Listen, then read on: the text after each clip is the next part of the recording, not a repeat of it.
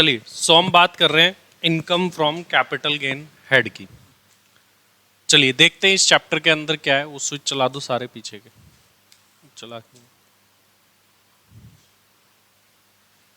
एक को छोड़ के वो उसको, हाँ बाकी सारे चला दो। देखिए कैपिटल गेन हेड में हम क्या पढ़ते थे। कैपिटल गेन हेड के अंदर कौन कौन सी रिसिप्ट्स आती थी इसकी बात करते हैं। तो कैपिटल गेन हेड जो है, जैसा कि नाम से पता लग रहा है, ये कैपिटल नेचर के रिसिप्ट्स पर टैक्स लगाने के लिए बनाया गया। तो जो भी कैपिटल नेचर के ट्रांजैक्शंस होते हैं, जैसे असेट सेल करना, किसी ने अपनी बिल्डिंग सेल कर दी, house property, share security sale करे, ज्वेलरी सेल करी, तो ये कैपिटल चीजों को सेल करने पर जो गेन होता है, फायदा होता है आपको, वो उससे बना है, इसका नाम कैपिटल गेन। तो कैपिटल गेन हेड के अंदर इंटर लेवल की बात करें तो थोड़ा कम है इंटर के अंदर, ये फाइनल लेवल की बात करें तो कुछ सेक्शंस उसमें ज्यादा है।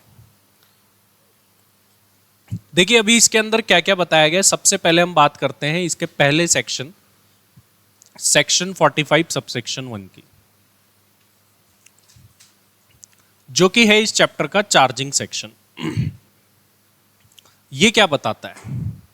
ये बताता है कि कैपिटल गेन हेड के अंदर टैक्स कब लगेगा। दो बातें पूरी होनी चाहिए।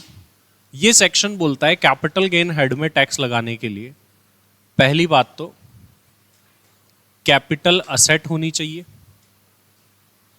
प्लस उसका ट्रांसफर होना चाहिए। अगर कैपिटल असेट का ट्रांसफर होगा तो कैपिटल गेन लगेगा। तो दो चीजें फुलफिल होनी चाहिए, दो कंडीशंस यहां बताई गई है, कैपिटल असेट प्लस उसका ट्रांसफर होना चाहिए। भी कैपिटल असेट क्या होती है ये बताया गया है सेक्शन 2 क्लोज 14 में, और ट्रांसफर क्या होता है ये बताया गया है सेक्शन 2 क्लोज 47 में। तो अब हम जानेंगे कि कैपिटल असेट क्या होती है। सेक्शन 2 क्लोज 14 में जो दी गई है, सेक्शन 2 क्लोज 14 को जाकर के जब हम पढ़ते हैं, कैपिटल असेट की जो डेफिनेशन दे रखी है, तो वहां पे बोला हुआ है capital asset means any kind of movable, immovable, tangible, intangible asset. मतलब मूवेबल भी आ गई, इमूवेबल भी आ गई, टेंजिबल, इंटेंजिबल, सारी असेट्स आ गई। Whether connected with the business of assessee और नॉट।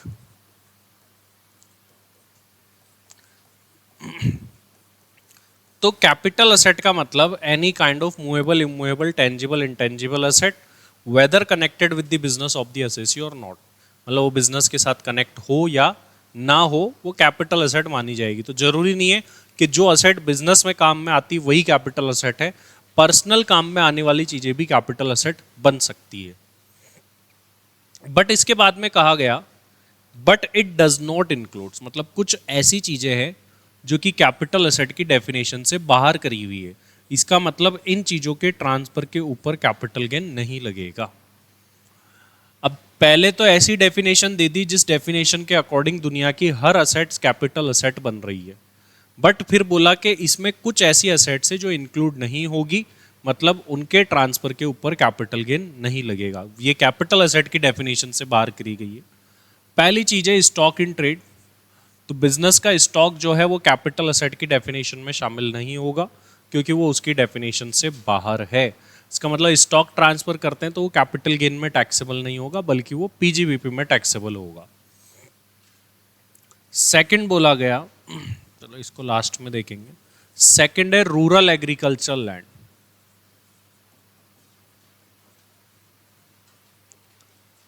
गांव में स्थित खेती की जमीन। तो ओनली बाहर जिसको किया गया वो है रूरल एग्रीकल्चरल लैंड। तो पहली चीज, जो लैंड है वो रूरल एरिया में होनी चाहिए। दूसरी चीज, वो एग्रीकल्चर पर्पस के काम में आनी चाहिए। तो rural agriculture land capital asset नहीं है। इसका मतलब रूरल एग्रीकल्चर लैंड को ट्रांसफर करने पर कैपिटल गेन नहीं लगेगा। फिर सवाल आता है what is the meaning of rural.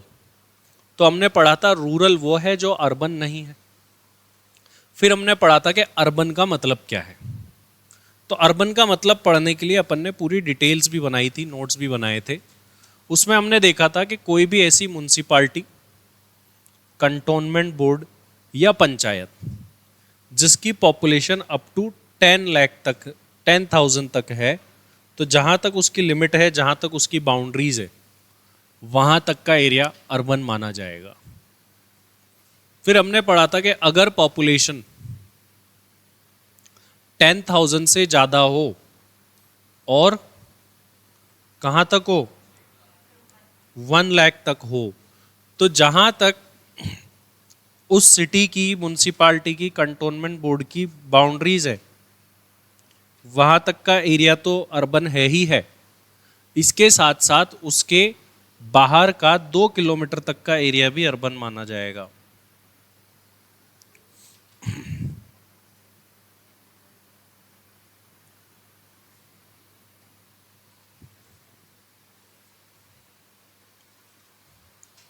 फिर उसके बाद में देखा था अगर पॉपुलेशन 1 लाख से ज़्यादा हो और कहाँ तक हो, 10 लाख तक हो, तो जहाँ तक बाउंड्रीज है सिटी की वो तो अर्बन होता ही होता है, उसके बाहर का 6 किलोमीटर तक का एरिया भी अर्बन माना जाएगा। और एट द एंड हमने पढ़ा था अगर पॉपुलेशन 10 लाख से भी ज़्यादा है तो फिर सिटी की बाउंड्रीज प्लस उसके बाहर का 8 किलोमीटर तक का एरिया जो है अर्बन माना जाएगा। तो हमने अर्बन की डेफिनेशन पढ़ी थी। तो कोई भी लैंड अगर अर्बन एरिया में फॉल कर रही है तो उसको ट्रांसफर करने पर कैपिटल गेन लगेगा, लेकिन वो अर्बन एरिया के बाहर फॉल कर रही है अगर कोई भी लैंड, तो फिर उसको ट्रांसफर करने पर कैपिटल गेन नहीं लगेगा। ये अपन ने पढ़ा था रूरल एग्रीकल्चर लैंड के बारे में। और रूरल में पढ़ा था कि भाई रूरल एग्रीकल्चर लैंड का मतलब क्या है, तो वहां हमने देखा था कि रूरल वो है जो अर्बन नहीं है। ये बात हमने इसके अंदर पढ़ी थी कि कोई भी ऐसी म्युनिसिपालिटी, कंटोनमेंट बोर्ड और पंचायत जिसकी पॉपुलेशन 10,000 तक हो, तो जहाँ तक उसकी बाउंड्रीज है वो अर्बन है। 10,000 से ज़्यादा 1 लाख तक है तो बाउंड्रीज तो है ही, प्लस उसके चारों तरफ 2-2 किलोमीटर तक का एरिया भी अर्बन में आएगा। और 1 लाख से ज़्यादा 10 लाख तक है तो 6 किलोमीटर बाहर तक का एरिया, 10 लाख से भी ज़्यादा है तो 8 किलोमीटर बाहर तक का एरिया। उसके बाद में हमने पढ़े थे कुछ गोल्ड बॉन्ड्स। अब ये गोल्ड बॉन्ड्स में स्कीम्स है, लगभग स्कीम्स खत्म हो चुकी है, तो ये काफ़ी सारे गोल्ड बॉन्ड्स हमें दिए गए थे। ये सब भी कैपिटल असेट नहीं माने गए हैं, मतलब इनको ट्रांसफर करने पर कैपिटल गेन नहीं लगेगा। अब एक बहुत ही इंपॉर्टेंट पॉइंट आया था जिसे कैपिटल असेट नहीं माना गया है, वो है मूवेबल पर्सनल असेट। मतलब ऐसी असेट जो कि मूवेबल हो और पर्सनल हो, ये दो बातें पूरी होनी चाहिए तो वो कैपिटल असेट की डेफिनेशन में नहीं आएगी। जैसे आपका मोबाइल फोन, आपके घर के यूटेंसिल्स, फर्नीचर, क्लोथ्स, ये सब क्या है, मूवेबल है और पर्सनल भी है, तो इस वजह से इनको ट्रांसफर करने पर कोई भी कैपिटल गेन नहीं लगता है। लेकिन कुछ ऐसी असेट्स है जो कि मूवेबल, पर्सनल होते हुए भी कैपिटल असेट मानी गई है, मतलब उनको ट्रांसफर करने पर कैपिटल गेन लगेगा। जैसे यहां पर बताया गया है jewellery, drawing, painting, archaeological collection की कोई चीजें, स्कल्पचर्स और any other work of art. अब ये ऐसी असेट्स है जो कि कैपिटल असेट मानी गई है, मतलब इनको ट्रांसफर करने पर कैपिटल गेन लगेगा। तो वैसे तो मूवेबल पर्सनल असेट्स पर कैपिटल गेन नहीं लगता है, बट ये ऐसी मूवेबल पर्सनल असेट्स है जिन पर कैपिटल गेन लगेगा।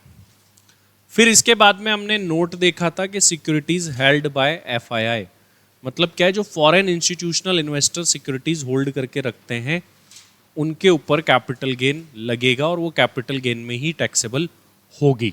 ऑल्दो एफआईआईज का ये बिजनेस है, लेकिन फिर भी फॉरेन इंस्टीट्यूशनल इन्वेस्टर जो भी सिक्योरिटीज में डील करते हैं वो टैक्सेबल होगा कैपिटल गेन में। तो सबसे पहले तो हमने पढ़ ली कैपिटल असेट की डेफिनेशन के आखिर कैपिटल असेट क्या होती है। उसके बाद में ये कुछ नोट हमने पढ़े थे। सोवर्जन गोल्ड बॉन्ड्स, आज के समय पे ये बॉन्ड्स चलते हैं, इन्हें कैपिटल असेट माना गया है, लेकिन इस पर मिलने वाला इंटरेस्ट जो है वो एग्जम्प्ट है। तो अगर कोई सोवर्जन गोल्ड बॉन्ड को ट्रांसफर करेगा तो उसके ऊपर टैक्स लगेगा कैपिटल गेन हेड में, बट इस बॉन्ड्स पर जो इंटरेस्ट मिलेगा वो क्या होगा, एग्जम्प्ट होगा। और एफआईआई जो सिक्योरिटीज हेल्ड करते हैं वो कैपिटल गेन में ही टैक्सेबल होगी। अब फिर हमने पढ़ा था, लेकिन एग्जाम पॉइंट ऑफ व्यू से ना ज़्यादा इंपॉर्टेंट नहीं, नॉलेज पॉइंट ऑफ व्यू से इंपॉर्टेंट था, ज्वेलरी का मतलब क्या होता है, what is the meaning of jewellery. तो हमने देखा था कि ज्वेलरी का मतलब है ऑर्नामेंट्स, गहने, जो कि गोल्ड के बने हो, सिल्वर के बने हो, या प्लेटिनम के बने हो, या अलॉय ऑफ दीज मेटल, इनके मिक्सचर से बने हो, उन्हें हम ज्वेलरी मानेंगे।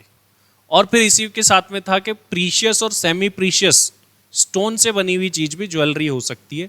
अब वो स्टोन चाहे किसी चीज में सोन मतलब जड़ा हुआ हो या नहीं हो, वो कैपिटल गेन में टैक्सेबल ही होगा। तो ये जो अलग अलग प्रीशियस मेटल्स तो है ही, साथ ही साथ में जो स्टोन्स है, वो स्टोन्स को चाहे आप नॉर्मली रिंग में डाल करके रिंग बेच रहे हो तो भी कैपिटल गेन में आएगा, और सिर्फ स्टोन बेच रहे हो तो भी वो कैपिटल गेन में ही आएगा। ये बात अपन ने पढ़ी थी। फिर यहाँ से हमको कुछ केस लॉज के बारे में जानने का मौका मिला था कि एक केस तो हुआ था बेनारसी लाल कठारुका का, जहां पर यह कंक्लूजन मिला था कि जो सिल्वर यूटेंसिल्स होते हैं, चांदी के बर्तन होते हैं, उन्हें कैपिटल असेट नहीं माना गया, मतलब वो मूवेबल पर्सनल असेट माने गए हैं, इसलिए चांदी के बर्तनों पर कैपिटल गेन नहीं लगेगा अगर कोई सेल करता है तो। लेकिन वहीं दूसरा केस हमने देखा था जो कि था महाराजा राणा हेमंत सिंह का। उस केस में ये डिसीजन आया था कि गोल्ड यूटेंसिल्स जो है वो कैपिटल असेट है, silver bars, silver coins, gold coins, ये सारी चीजें जो है कैपिटल असेट मानी गई है, और इनको ट्रांसफर करने पर तो कैपिटल गेन लगेगा।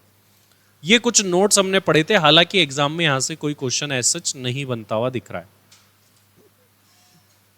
फिर अगली चीज आती है कि सर कैपिटल असेट होनी चाहिए कैपिटल गेन लगने के लिए।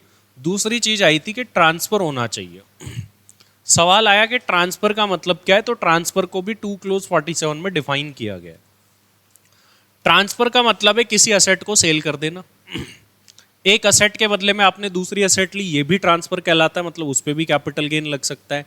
ए ने बी को अपनी ज्वेलरी दी, बी ने ए को अपनी ज्वेलरी दी, तो ये एक्सचेंज हुआ, लेकिन फिर भी इस पर कैपिटल गेन लग सकता है। रेलिंक्विशमेंट, रेलिंक्विशमेंट का मतलब होता है त्याग करना, किसी चीज में अपने राइट को छोड़ देना, उसे रेलिंक्विशमेंट कहते हैं। हमने कैपिटल गेन में पढ़ा भी था कि जैसे किसी को राइट शेयर्स मिले, वो उस राइट को एक्सरसाइज ही नहीं कर रहा, छोड़ रहा है, किसी और को बेच दिया उसने वो राइट। तो आज मान लीजिए आपके पास किसी कंपनी के 1000 शेयर है, कंपनी ने आपको राइट दिया 1000 शेयर और खरीदने का, आपने क्या करा, वो राइट एक्सरसाइज ही नहीं किया, किसी को बेच दिया, तो आपने राइट छोड़ दिया ना, और बदले में पैसे भी मिल रहे हैं। तो ये किस वजह से टैक्सेबल हो रहा है, इस पॉइंट की वजह से, क्योंकि रेलिंक्विशमेंट को भी ट्रांसफर माना गया है, इस पॉइंट की वजह से वो यहां पर टैक्सेबल होता है। नेक्स्ट है extinguishment of any right therein. Extinguishment include destruction of asset, मतलब किसी असेट के डेस्ट्रॉय होने पर अगर आपको पैसा मिल रहा है, जैसे मान लीजिए किसी असेट में आग लग गई और इंश्योरेंस कंपनी से पैसा मिला, तो वो इस पॉइंट की वजह से कैपिटल गेन हेड के अंदर टैक्सेबल होगा, क्योंकि एक्सटिंग्विशमेंट भी इंक्लूड किया गया है।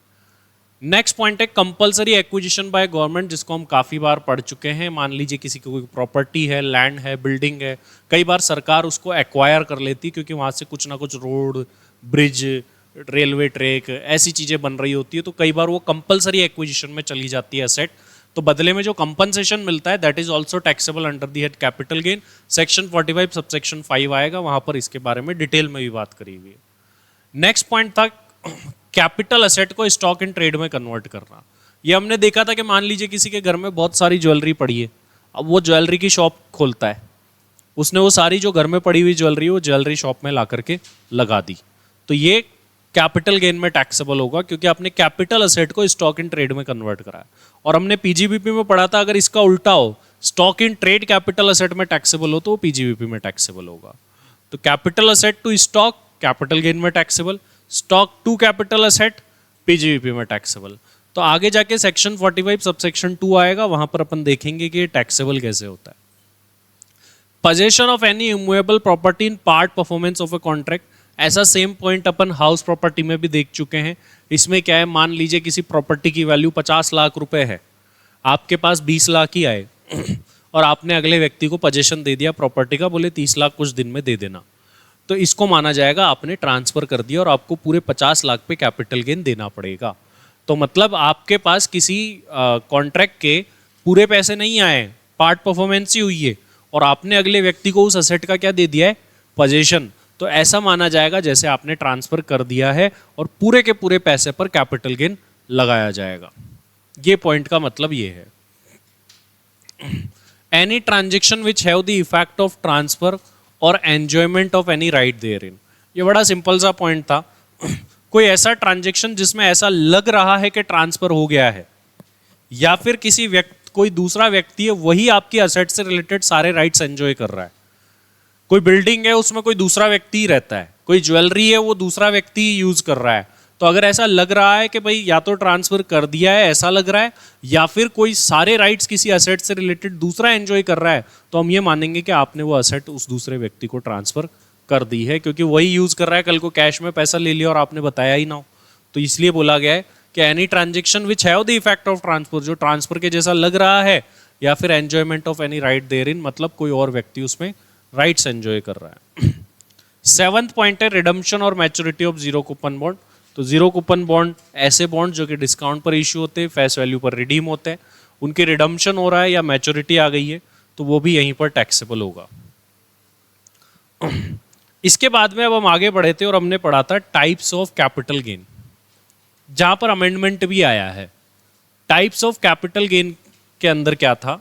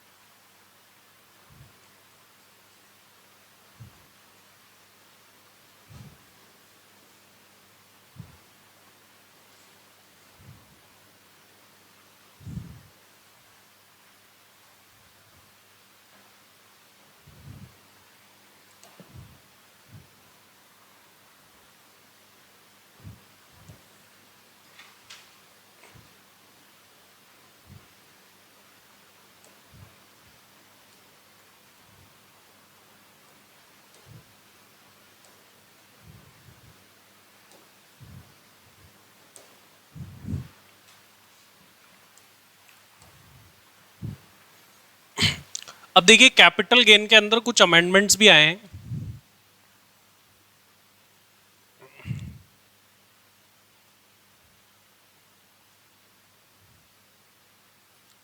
पीरियड ऑफ होल्डिंग में देखते हैं कि क्या अमेंडमेंट्स आए हैं कैपिटल गेन में।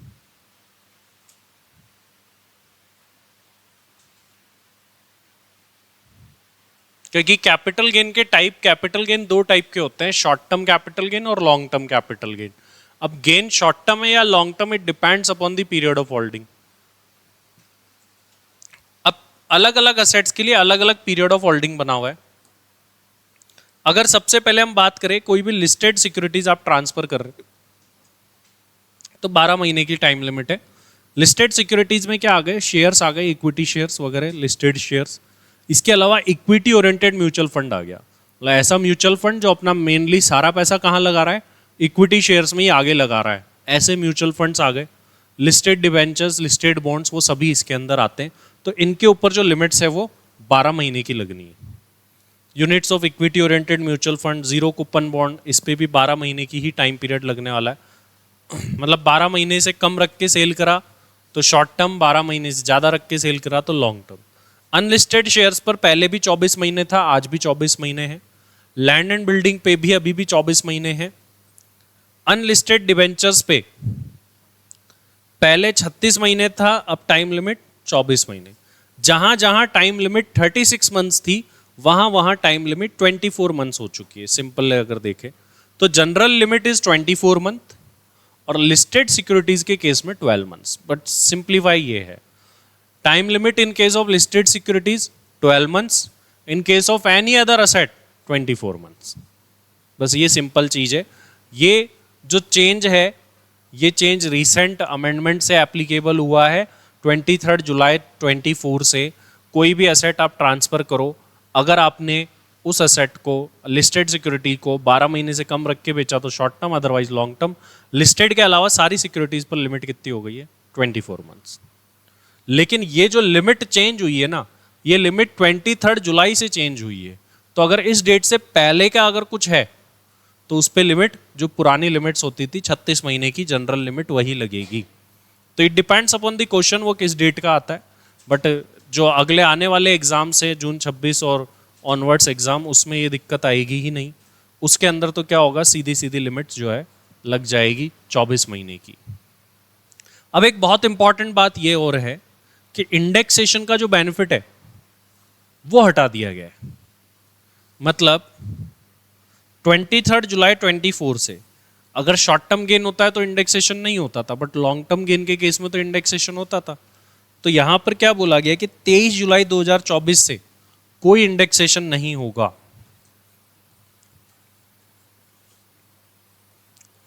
तो कोई भी एसेट जो इसकी ट्रांसफर डेट इसके बाद में है तो आपको उस पर कोई इंडेक्सेशन का बेनिफिट नहीं देना है। वो अभी फॉर्मेट में अपन जा रहे हैं तो वहां पर भी इस चीज को देखेंगे।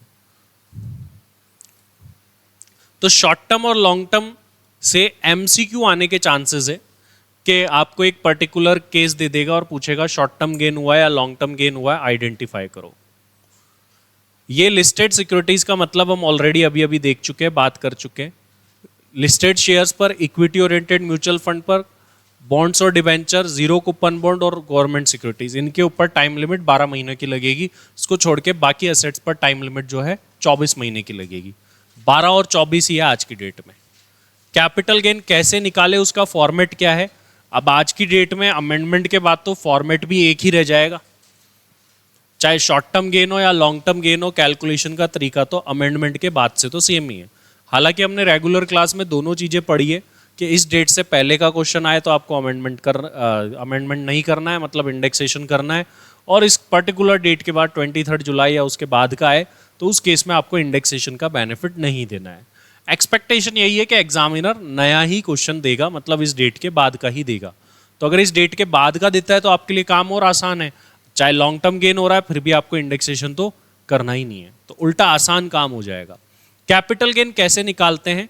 तो कैपिटल गेन का फॉर्मेट देखें तो सबसे पहले जो चीज आती है इसमें वो आती है फुल वैल्यू ऑफ कंसिडरेशन।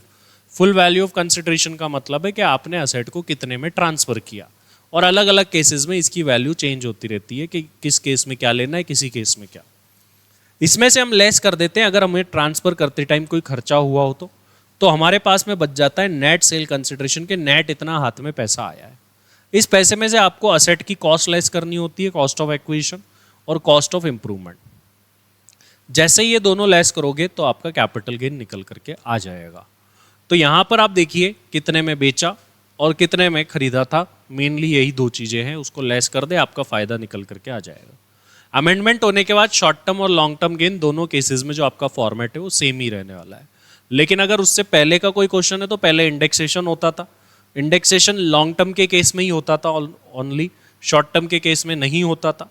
कैसे करते हैं? जो भी कॉस्ट है वो लो, मल्टीप्लाई करो CII of the year of transfer से, डिवाइड करो CII of the year of acquisition से, तो फिर आपका जो है ये इंडेक्सेशन हो जाता था। ट्रांसफर वाले ईयर का इंडेक्स नंबर ऊपर, एक्विजिशन वाले का नीचे, और इंप्रूवमेंट वाले में भी यही सेम चीज होती थी। बट अब ये है नहीं तो अपन उसकी ज्यादा बात नहीं करेंगे इंडेक्सेशन से रिलेटेड। अब यहाँ पे जो काम की चीज है वो उस पर मैं बात कर लेता हूँ। काम की चीज है प्रोविजन नंबर 6 STT CTT से रिलेटेड। STT CTT का कोई ट्रीटमेंट नहीं होगा। STT securities transaction tax, CTT commodity transaction tax. आज आपने कोई शेयर्स खरीदे तो खरीदते टाइम STT लगेगा, बेचोगे तो बेचते टाइम भी STT लगेगा। तो खरीदते टाइम ये अपनी कॉस्ट है, बेचते टाइम भी ये आपकी सेल्स वैल्यू को कम कर रहा है, लेकिन इसका कोई ट्रीटमेंट नहीं करना है। इसका मतलब क्या है कि सिक्योरिटीज ट्रांजैक्शन टैक्स और कमोडिटी ट्रांजैक्शन टैक्स, इन दोनों का आपको कोई भी ट्रीटमेंट नहीं करना है। ना तो खरीदते टाइम ऐड करना है, ना ही बेचते टाइम लेस करना है, मतलब इग्नोर करना है। अगर आपको एसटीटी सीटीटी क्वेश्चन के अंदर कभी भी मिलता है तो इग्नोर कर दे, कुछ भी ना करे। अब ये तो बड़ी बेसिक बातें हो चुकी है आपके लिए। फुल वैल्यू ऑफ कंसिडरेशन क्या होता है, जितने में असेट को ट्रांसफर करा वो होता है। एक्सपेंस ऑन ट्रांसफर, सेल करते टाइम अगर कुछ खर्चे हुए तो वो यहाँ पर आते हैं। कॉस्ट ऑफ एक्विजिशन, आपने असेट को कितने में खरीदा वो यहाँ पर आती है। कॉस्ट ऑफ इम्प्रूवमेंट क्या होता है, कॉस्ट ऑफ इम्प्रूवमेंट होती है कि अगर आपने कोई असेट में रिपेयर मेंटेनेंस वगैरह का काम कराया तो वो कॉस्ट ऑफ इम्प्रूवमेंट कहलाती है। तो ये कोई खास ऐसे समझने की चीजें नहीं थी। अब यहाँ पे एक नोट था जो कि अब आप यहीं पर समझ सकते हो कि कोई भी इंप्रूवमेंट अगर 1/4/2001 से पहले कराया गया है तो उसको इग्नोर कर देना है। क्यों इग्नोर कर देना है, अभी आपको पता है कि जब 1/4/2001 से पहले अगर कोई भी असेट एक्वायर करी हो, खरीदी हो, तो उसकी कॉस्ट कैसे लेते हैं, इस पर बात करते हैं।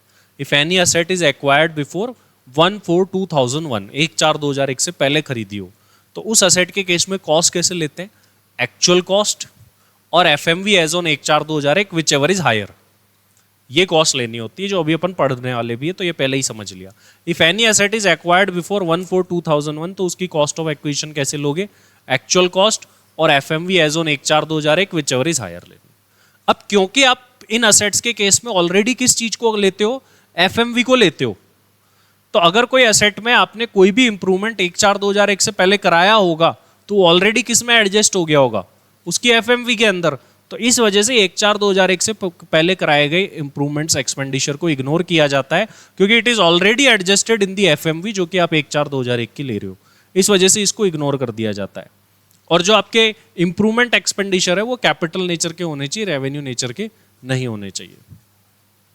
इसके बाद में अपन ने कुछ स्पेशल बातें करी थी कि कुछ असेट ऐसी है जिनके केस में कॉस्ट ऑफ इंप्रूवमेंट जो है ना, आपको वो ऑलवेज निल लेनी है, जीरो लेनी है। इन असेट्स के केस में कॉस्ट ऑफ इंप्रूवमेंट कौन कौन सी असेट है देखते हैं। और ये इंटेंजिबल टाइप की असेट्स है तो इनमें इंप्रूवमेंट वैसे ही नहीं होता। इंप्रूवमेंट किस में कराओगे, टेंजिबल्स में। इंटेंजिबल में क्या ही कराओगे, किसी बिजनेस या प्रोफेशन को चलाने का अधिकार, right to carry on any business और profession. Goodwill, trademark, copyright, shares, इनमें इंप्रूवमेंट हो भी सकता है क्या, कुछ हो ही नहीं सकता, इसलिए इनमें नील ही लेना है। तो अगर ना भी बोले तो भी बाय डिफॉल्ट ही नील आता है, इनमें इंप्रूवमेंट होगा ही क्या। कल को कुछ भी कराओ आप, कॉस्ट ऑफ इंप्रूवमेंट नील ही रहनी है, ध्यान रखना। हालांकि ये एमसीक्यू में आ सकता है, प्रैक्टिकल क्वेश्चन में नहीं आएगा। अब कॉस्ट ऑफ एक्विजिशन से रिलेटेड अलग अलग केसेस की बात करते हैं। पहले केस की बात कर चुके, अगर 1/4/2001 से पहले कोई भी एसेट खरीदी है तो उसकी कॉस्ट कैसे लेनी है, एक्चुअल कॉस्ट और FMV as on 1/4/2001 whichever is less. But फिर हमने नोट भी लिखा था यहाँ पे कि लैंड एंड बिल्डिंग के केस में 1/4/2001 की एफएमवी उसकी उस दिन की स्टैम्प ड्यूटी वैल्यू से ज्यादा नहीं हो सकती। मतलब FMV as on 1/4/2001 can not exceed stamp duty value of the land and building.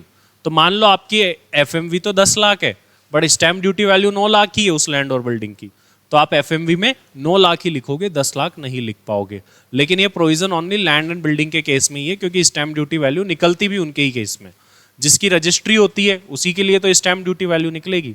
तो लैंड एंड बिल्डिंग के केस में ध्यान रखिएगा, 1/4/2001 की जो एफएमवी है वो आपकी स्टैम्प ड्यूटी वैल्यू से ज्यादा नहीं हो सकती। दूसरी बात, ये जो प्रोविजन है ये ओनली टेंजिबल असेट्स के लिए है, इंटेंजिबल असेट्स के लिए नहीं है। तो कल को पेटेंट, कॉपीराइट, गुडविल, इनको ट्रांसफर किया जाता है तो उनके केस में एक्चुअल कॉस्ट ही लेनी होगी, उनकी क्या ही एफएमवी निकालोगे 1/4/2001 की, वो इंटेंजिबल है क्योंकि। तो इसलिए ओनली टेंजिबल असेट्स के केस में प्रोविजन लगेगा। अब यहीं पे हमने एक और बात करी थी कि ये लैंड एंड बिल्डिंग के केस में क्या है, इंडेक्सेशन तो आज के समय हट गया, लेकिन लैंड एंड बिल्डिंग के केस में आपको इंडेक्सेशन का ऑप्शन दिया गया है। लेकिन कौन सी लैंड एंड बिल्डिंग, जो कि इस पर्टिकुलर डेट से पहले की है, मतलब पुरानी लैंड एंड बिल्डिंग है, उनके लिए आपको ऑप्शन दिया। क्या ऑप्शन दिया कि जो आपके पास में पुरानी लैंड एंड बिल्डिंग पड़ी है इसके आने से पहले की, उसके केस में आपको ऑप्शन है। क्या ऑप्शन है कि आप 20% टैक्स लगता है लॉन्ग टर्म कैपिटल गेन पे, वो 20% टैक्स दे दो और इंडेक्सेशन भी कर लो। लेकिन जो नई टैक्स रेट है वो कितनी है, 12.5%। आप 12.5% टैक्स दे दो और इंडेक्सेशन मत करो। मतलब क्या है, देखो अपने कैपिटल गेन की टैक्स रेट भी देख लेते हैं, क्योंकि हमने जब ये चैप्टर पढ़ा था तो शुरुआत में ही कैपिटल गेन की टैक्स रेट पढ़ी थी अपन ने। कैपिटल गेन की टैक्स रेट देखिए अभी तक क्या थी। पहला तो एक इंडेक्सेशन हटा दिया, फिर बोला क्या कि जो लॉन्ग टर्म कैपिटल गेन होता है सेक्शन 112 का, उस पे टैक्स की रेट अभी तक तो 20% होती थी, but long term capital gain पर अब 12.5 हो गई। दोनों टाइप के 112 वाले पे 10 से 12.5 हो गई। तो एक नॉर्मल लॉन्ग टर्म पे तो रेट कम करी है और 112 वाले पर रेट बढ़ाई है। तो मतलब लेकिन लॉन्ग टर्म पे रेट तो कितनी है, 12.5 ही है आज की डेट से। तो लेकिन लैंड एंड बिल्डिंग के केस में ऑप्शन दिया गया है कि अगर आपको लैंड एंड बिल्डिंग पे लॉन्ग टर्म गेन हो रहा हो और आप चाहते हो कि नहीं मेरे को तो पुराना वाला प्रोविजन ही दो, क्योंकि जैसे ही गवर्नमेंट ये अमेंडमेंट लेकर के आई तो भाई लोकसभा राज्यसभा में हंगामा हो गया, और हंगामे के बाद में लैंड एंड बिल्डिंग पे ऑप्शन दिया गया कि अभी भी आप इंडेक्सेशन का बेनिफिट कंटिन्यू रखना चाहते हो रख लो, लेकिन टैक्स कितना, वही 20% पुराने जैसा। लेकिन आपको लगता है कि नहीं मुझे इंडेक्सेशन नहीं करना, तो आप मत करो और फिर टैक्स कितना दे देना, 12.5%। तो ऑप्शन है एसएससी के पास, और एसएससी कौन सा लेगा जिसमें टैक्स कम बने। तो लैंड एंड बिल्डिंग के केस में यूं बोल दे कि 20% विद इंडेक्सेशन और 12.5% विदाउट इंडेक्सेशन में से जो भी कम होगा वो एसएससी ऑप्ट करेगा। ये लैंड एंड बिल्डिंग के केस में कह सकते हैं। और जो 111A का शॉर्ट टर्म कैपिटल गेन था उसका भी 15% से बढ़ा करके 20% कर दिया गया है। हालांकि 112A की जो थ्रेशोल्ड लिमिट थी वो भी 1 लाख से बढ़ाकर 1.25 कर दी गई है। मतलब लिस्टेड शेयर्स और सिक्योरिटीज पर अगर लॉन्ग टर्म गेन होता है तो 12.5% टैक्स लगेगा 1.25 के बाद। 1.25 तक तो वो एग्जम्प्ट रहेगी। यहाँ से भी श्योर क्वेश्चन बनने के चांस है, एमसीक्यू टाइप क्वेश्चन ही ज़्यादा बनने का चांस है यहाँ से। बाकी हो सकता है आपको टैक्स निकलवा ले कल को के बोले गेन निकाल के टैक्स निकालो, तो वहाँ पर भी इसका रोल आ सकता है। इसके बाद में नेक्स्ट स्पेशल केस आता है कि बोनस शेयर्स के केस में कॉस्ट ऑफ एक्विजिशन कैसे निकाले। तो बोनस शेयर बड़ा ही सिंपल है, क्योंकि बोनस शेयर फ्री में मिलते हैं इसलिए उनकी कॉस्ट ऑफ एक्विजिशन निल होती है। लेकिन किसी ने 1/4/2001 से पहले खरीदे हुए बोनस शेयर पहले के मिले हुए उसको, तो उसकी कॉस्ट एक्चुअल तो निल है, बट एफएमवी में कुछ ना कुछ तो आएगा ही आएगा 1/4। तो इसलिए उसके केस में कॉस्ट ऑफ एक्विजिशन ऑलवेज क्या लोगे, एफएमवी एज ऑन 1/4/2001। तो बोनस शेयर की जनरली कॉस्ट निल होती है, बट अगर बोनस शेयर 1/4/2001 से पहले के लिए हुए हैं तो फिर कॉस्ट क्या लेनी है, 1/4/2001 की एफएमवी लेनी है। राइट शेयर्स के केस में क्या करें, देखो राइट शेयर्स क्या होते हैं, अगर किसी व्यक्ति ने पहले से ही किसी ऑर्गेनाइजेशन में शेयर्स ले रखे हो, शेयर्स खरीद रखे हैं, तब होता क्या है कि जब वो कंपनी फर्दर इशू लेकर के आती है तो पहला राइट उनको देती है जो ऑलरेडी एग्जिस्टिंग शेयर होल्डर है। अभी आपको राइट मिला कि आप किसी कंपनी में 1000 शेयर रखते थे, आपको राइट मिला कि आप 1000 शेयर और खरीद सकते हो। आपके पास में 2 ऑप्शन है, या तो इस राइट को एक्सरसाइज कर लो या इस राइट को छोड़ दो आप। अगर आप राइट को एक्सरसाइज कर लेते हो, 1000 शेयर खरीद लेते हो, तो यहाँ कोई कैपिटल गेन नहीं हुआ, उल्टा आपका खर्चा हो रहा है। लेकिन आप क्या करते हो, इस राइट को एक्सरसाइज नहीं करते हो और किसी और को रिनाउंस कर देते हो, बेच देते हो आप, तो वहां पर आपको गेन होगा। अगर ये राइट किसी और को बेचा जाता है तो जितने में बेचा हो full value of consideration, cost क्या होगी, निल, क्योंकि राइट के लिए कुछ पैसे तो दिए ही नहीं। तो जो राइट शेयर्स का राइट मिलता है उसकी कॉस्ट ऑफ एक्विजिशन क्या होती है, निल। अब जिस थर्ड पर्सन ने आपसे वो राइट खरीदा उसके हैंड्स में कॉस्ट कैसे निकलेगी, एक तो शेयर्स की कॉस्ट प्लस एक राइट की कॉस्ट लगेगी। तो ऐसा प्रैक्टिकल क्वेश्चन भी यही था आपके स्टडी मैट में भी, तो ध्यान रखना कि थर्ड पार्टी के हैंड्स में कैसे निकालोगे शेयर्स की कॉस्ट प्लस राइट की कॉस्ट। देखो राइट शेयर्स के केस में 2 ऑप्शन दे रखे हैं, आप एक तो राइट को एक्सरसाइज कर लो तो कोई कैपिटल गेन नहीं होगा, राइट को रिनाउंस करते हो तो उसकी कॉस्ट तो आपको 0 ही लेनी है, ये ध्यान रखिएगा। थर्ड पार्टी के हैंड्स में अगर आप कॉस्ट देखोगे तो थर्ड पार्टी के हैंड्स में एक तो शेयर्स की कॉस्ट आ गई और एक राइट की कॉस्ट आ गई। ये थर्ड पार्टी वाला पॉइंट इंपॉर्टेंट है, प्रैक्टिकल क्वेश्चन में भी आ सकता है, ये बनाया जा सकता है। फिर था cost of acquisition in case of demutualisation और कॉर्पोरेटाइजेशन ऑफ स्टॉक एक्सचेंज। हमने मेनली कॉर्पोरेटाइजेशन के बारे में बात करी थी। कॉर्पोरेटाइजेशन का मतलब होता है किसी भी नॉन कॉर्पोरेट का कॉर्पोरेट में कन्वर्ट होना, ठीक है। जैसे एक पार्टनरशिप फर्म को कंपनी में कन्वर्ट कर दिया, एओपीबीआई को कंपनी में कन्वर्ट कर दिया, इसको क्या बोलते हैं, कॉर्पोरेटाइजेशन। तो पहले ये जो एनएसई बीएसई है ये पहले क्या हुआ करते थे, एओपीबीआई, बाद में ये कन्वर्ट होके क्या बन गए, कंपनीज। तो अब कंपनीज वगैरह बन गए तो जो पहले इनके पुराने मेंबर्स थे उनको बदले में शेयर्स मिल गए, तो उन शेयर्स की कॉस्ट क्या ली जाएगी, तो जितनी मेंबरशिप फीस इन्होंने दी थी जब पुराने समय पर मेंबर बनते टाइम, वही क्या हो जाएगी इसकी कॉस्ट। अपने क्लास में एग्जाम्पल भी देखा था मोतीलाल ओसवाल का। मान लो आप पुराने समय में 5 करोड़ देके मेंबर बने थे, तो आज आपके पास जितने भी शेयर्स हैं उनकी कॉस्ट क्या मानी जाएगी, 5 करोड़। इसके साथ में एक कॉम्प्लीमेंट्री राइट होता है ट्रेडिंग एंड क्लियरिंग राइट, उसकी कॉस्ट निल होती है।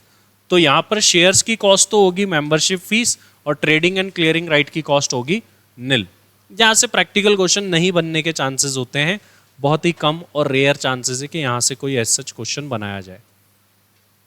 उसके बाद में हमारा अगला पॉइंट था कि कुछ सेल्फ जनरेटेड असेट होती है, उनके केस में क्या कॉस्ट ऑफ एक्विजिशन ली जाए। ये सेल्फ जनरेटेड असेट्स के केस में कॉस्ट ऑफ एक्विजिशन निल लेनी है, और वो कौन कौन सी असेट है देख रहे हैं। मतलब ये जो नीचे दी गई असेट है, अगर इनको सेल्फ जनरेट कराए तो कॉस्ट निल है, कहीं से खरीदा है तो वो जितने में खरीदा है वो कॉस्ट लेनी है। अब वो असेट है कौन कौन सी आखिर देख लेते हैं। आपको तो ऐसे याद रखना है, निल लेनी है। Goodwill of business and profession, यहां पर मैंने आपको अमेंडमेंट करवा भी दिया था। बिजनेस एंड प्रोफेशन की गुडविल है, कॉस्ट निल लेनी है आपको। ट्रेडमार्क ब्रांड नेम है, कॉस्ट निल लेनी है। मतलब इसको जितने में बेचोगे सारा ही गेन आ जाएगा, क्योंकि कॉस्ट तो निल है। राइट टू मैन्युफैक्चर और प्रोड्यूस एनी आर्टिकल और थिंग, जैसे पेटेंट और कॉपीराइट है किसी चीज को मैन्युफैक्चर करने का, उसकी कॉस्ट भी निल लेनी है। यह ऊपर भी आया था पॉइंट, किसी भी बिजनेस और प्रोफेशन को चलाने का अधिकार। लूम आवर्स पे हमने बात करी थी कि किसी मशीन को एक स्पेसिफिक टाइम के लिए ऑपरेट करने का जो राइट होता है, कि आप 8 आवर्स के लिए इस मशीन को यूज कर सकते हैं, 10 आवर्स के लिए यूज कर सकते हैं, उसे लूम आवर्स बोलते हैं। ये भी ट्रांसफरेबल होते हैं। रूट परमिट, किसी पर्टिकुलर रूट पर जाने का परमिट है आपके पास में। टीनेंसी राइट, जब कोई टीनेंट बहुत टाइम तक किसी प्रॉपर्टी में रह लेता है तो उसका उस प्रॉपर्टी में अधिकार आ जाता है, लेकिन इसकी कॉस्ट भी निल लेनी है। तो ये जितने भी पॉइंट्स आए हैं, ये 7 पॉइंट, इनकी कॉस्ट निल लेनी है। यहाँ से MCQ टाइप क्वेश्चन बन सकता है, प्रैक्टिकल क्वेश्चन बनने के चांसेस नहीं है यहाँ से भी। तो ये सारी चीज़ों की बात हमने करी थी। इसके बाद में जो है वो सेक्शन 45 स्टार्ट होता है, जो कि एग्जाम ओरिएंटेड है और एग्जाम में क्वेश्चन बनने के चांसेस होते हैं। अभी तक जो पढ़ा है उसमें ये 1/4/2001 वाला जो प्रोविजन है ये थोड़ा इंपॉर्टेंट है, ये आगे जाकर के भी आगे के क्वेश्चंस में काम आएगा। अब जब हमने इन सेक्शंस को पढ़ना शुरू करा तो सबसे पहले तो अपन ने पढ़ा सेक्शन 45 सबसेक्शन 3। ये स्पेशल केसेस है अब अलग अलग। Transfer of capital asset by partner member to firm. इसमें हमने देखा था, मान लो किसी फर्म में ऑलरेडी पहले से ही 3 पार्टनर है, एक चौथा पार्टनर और आना चाहता है, तो अब ये पार्टनर आएगा तो फ्री में तो आएगा नहीं, इसको कैपिटल लानी पड़ेगी। अब कई लोग क्या करते हैं, पार्टनर या मेंबर बनना चाहते हैं तो अपने कैपिटल कंट्रीब्यूशन में वो कोई असेट लेकर के आ जाते हैं पैसा लाने की जगह। तो अब ये मिस्टर डी इस फर्म में पार्टनर बनना चाहता है, तो इसने फर्म में पैसा नहीं दिया बल्कि क्या दे दी, कोई असेट दे दी। तो अब ये असेट दे दी तो यहाँ पे असेट दे के भी पार्टनर बन जाएगा, but ultimately asset mister D से किसको ट्रांसफर हो गई, फर्म को। तो इस केस में कैपिटल गेन कैसे निकाले, बहुत ही सिंपल था। फुल वैल्यू ऑफ कंसिडरेशन क्या ले, पहला सवाल ये है, जो वैल्यू फर्म ने अपनी बुक्स में रिकॉर्ड करी है, value recorded in the books of firm, वो लेनी है आपको वैल्यू। कॉस्ट एक्चुअल लेनी है, तो यहाँ पे फोकस ही किस पे था, फुल वैल्यू ऑफ कंसिडरेशन। आपको कल को FMV भी दे रखी हो, फर्म ने अपनी बुक्स में क्या एंट्री करी किस वैल्यू से वो भी दे रखी हो, तो आपको कौन सी लेनी है, फर्म ने अपनी बुक्स में जो वैल्यू रिकॉर्ड करी है, जिस वैल्यू से एंट्री करी है वो लेनी है, वही आपका फुल वैल्यू ऑफ कंसिडरेशन होगा। 45(4) में अमेंडमेंट है तो इसकी बात तो अभी करेंगे नहीं। इसके बाद में कुछ स्पेशल केसेस की बात आई थी, एक्सेप्शंस ऑफ सेक्शन 45 सबसेक्शन 1। अब इन सेक्शंस के बारे में मैं बोलता जाऊंगा, बस आप ध्यान से सुनिएगा, आपको सारी चीजें यहीं पर समझ में आ जाएगी। इन्हें एक्सेप्शंस क्यों बोला, पहली बात 45(1) का। 45(1) क्या बोलता है कि जिस भी साल में कैपिटल एसेट का ट्रांसफर होगा उस साल में कैपिटल गेन लगेगा और आपको भरना पड़ेगा। मतलब जिस साल में कैपिटल गेन होता है उसी साल में टैक्स भरना पड़ता है, ये नॉर्मल बात है। बट ये केसेस ऐसे हैं कि जिस साल में ट्रांसफर हुआ उस साल में टैक्स नहीं भरना, तो कब भरना है, जब अमाउंट रिसीव हो जाए, पैसा आ जाए। ये जो केसेस हम देख रहे हैं ना, ये एक्चुअल में ऐसे केसेस है जिनमें पैसा हाथों हाथ आता ही नहीं है, पैसा किसी फ्यूचर डेट को आता है। तो ट्रांसफर की डेट और अमाउंट रिसीव्ड होने की डेट में गैप होता है, तो अगला व्यक्ति टैक्स कहां से भरे जब उसको ट्रांसफर का पैसा ही नहीं मिला। तो इसलिए ये एक्सेप्शन में डाले गए। और इन चारों सेक्शन के केस में आपको टैक्स कब भरना होता है, जब आपको एक्चुअल में अमाउंट रिसीव्ड हो जाए। पहला सेक्शन था 45(1) capital gain in case of insurance claim. ये सेक्शन क्या बोलता है कि आपकी कैपिटल असेट डेस्ट्रॉय हो गई है और आपको डेस्ट्रॉय होने पर इंश्योरेंस कंपनी की तरफ से कुछ क्लेम मिल गया है, तो वो फिर यहां टैक्सेबल होगा 45(1)(a) के अकॉर्डिंग। ये क्या बोलता है, फुल वैल्यू ऑफ कंसिडरेशन क्या लेना है, जो भी अमाउंट, जो भी कंपनसेशन आपको इंश्योरेंस कंपनी से मिला, प्लस अगर इंश्योरेंस कंपनी ने अगर आपको कोई असेट दे दी तो उस असेट की एफएमवी। तो फुल वैल्यू ऑफ कंसिडरेशन क्या बनेगा, compensation received plus FMV of asset received, दोनों का टोटल कर दो, ये क्या आ गया, फुल वैल्यू ऑफ कंसिडरेशन। इसके अलावा कुछ बात काम की नहीं है। Expense on transfer normal, cost of acquisition जो एक्चुअल है वही लेनी है। बट इंडेक्सेशन कब तक का करना है, सवाल ये है। अब वो सवाल दूर हो गया, अब इंडेक्सेशन होता ही नहीं है तो बात ही नहीं करनी है अपने को। वैसे इंडेक्सेशन कहां तक का होता था, ट्रांसफर वाले ईयर तक का। तो अब इसमें लेकिन एक बात है कि जो असेट डेस्ट्रॉय हुई है ना, वो कुछ स्पेसिफाइड रीजन से ही होनी चाहिए। मतलब यहाँ पे दो बातें हैं, असेट के डेस्ट्रॉय होने का कारण कुछ स्पेसिफाइड कारण होनी चाहिए, और दूसरी बात आपका असेट का इंश्योरेंस होना चाहिए, उसके बदले में आपको कंपनसेशन मिलना चाहिए। असेट डेस्ट्रॉय होने का कारण क्या है, अपन ने एक लिस्ट बनाई थी। असेट डेस्ट्रॉय होने का कारण है फ्लड, बाढ़ आ गई थी, typhoon, hurricane, earthquake, riot, civil disturbance, natural calamity, war, combating an enemy into war. मतलब इन वजहों से अगर आपकी असेट डेस्ट्रॉय हुई है और आपकी असेट का आपने इंश्योरेंस करवा रखा था, तो आपको फिर क्या मिल गया, कंपनसेशन। तो ही इस सेक्शन में कैपिटल गेन लग सकता है। सपोज करो असेट डेस्ट्रॉय होने का कारण ये नहीं है, तो फिर कैपिटल गेन लगेगा ही नहीं। मान लो असेट तो इन्हीं कारणों से डेस्ट्रॉय हुई बट इंश्योरेंस ही नहीं करा रखा था, तो जब अगले व्यक्ति ने इंश्योरेंस ही नहीं करा रखा तो उसको क्लेम कहां से मिलेगा, तो भी कैपिटल गेन नहीं लगेगा। मतलब दो बातें पूरी होनी चाहिए, असेट डेस्ट्रॉय होने का जो रीजन है वो इनमें से कुछ होना चाहिए, दूसरी बात कंपनसेशन मिलना चाहिए। ये दो बातें पूरी होनी चाहिए। टैक्सेबिलिटी के लिए फुल वैल्यू ऑफ कंसिडरेशन ध्यान रखो, क्या लेना है, compensation received plus FMV of asset received. अब ये जो सेक्शन है ये 1/4/1999 या उसके बाद ही लगेगा, मतलब उससे पहले अगर कोई एसेट डेस्ट्रॉय हो गई तो उस पर कोई कैपिटल गेन लगता ही नहीं था। 45 subsection 2 conversion of capital asset into stock in trade. हमने क्या पढ़ा था इसमें कि किसी व्यक्ति के पास में कोई कैपिटल एसेट है, उसको उसने अपनी बिजनेस में ले जाकर के लगा दिया, तो इसको क्या बोलते हैं, conversion of capital asset into stock in trade. मान लो आपके घर में आपके पास में ज्वेलरी पड़ी है, वो ज्वेलरी आपने घर से निकाल के अपनी ज्वेलरी शॉप में लगा दी, तो इसको क्या बोलेंगे, conversion of capital asset into stock in trade. अब जैसे ही आपने शॉप में लगाई तो कैपिटल गेन लगेगा, क्योंकि ट्रांसफर तो हो गया है। कैसे लगेगा, सबसे पहले चाहिए sir full value of consideration. यहां फुल वैल्यू ऑफ कंसिडरेशन क्या लिया जाएगा, FMV on the date of conversion. मतलब जिस दिन आप असेट को कन्वर्ट कर रहे हो अपनी पर्सनल कैपिटल एसेट से बिजनेस की एसेट में, उस दिन की एफएमवी लेनी। फिर कॉस्ट क्या लेनी है, वो नॉर्मल है, एक्चुअली लेनी है जितने में आपने खरीदा था।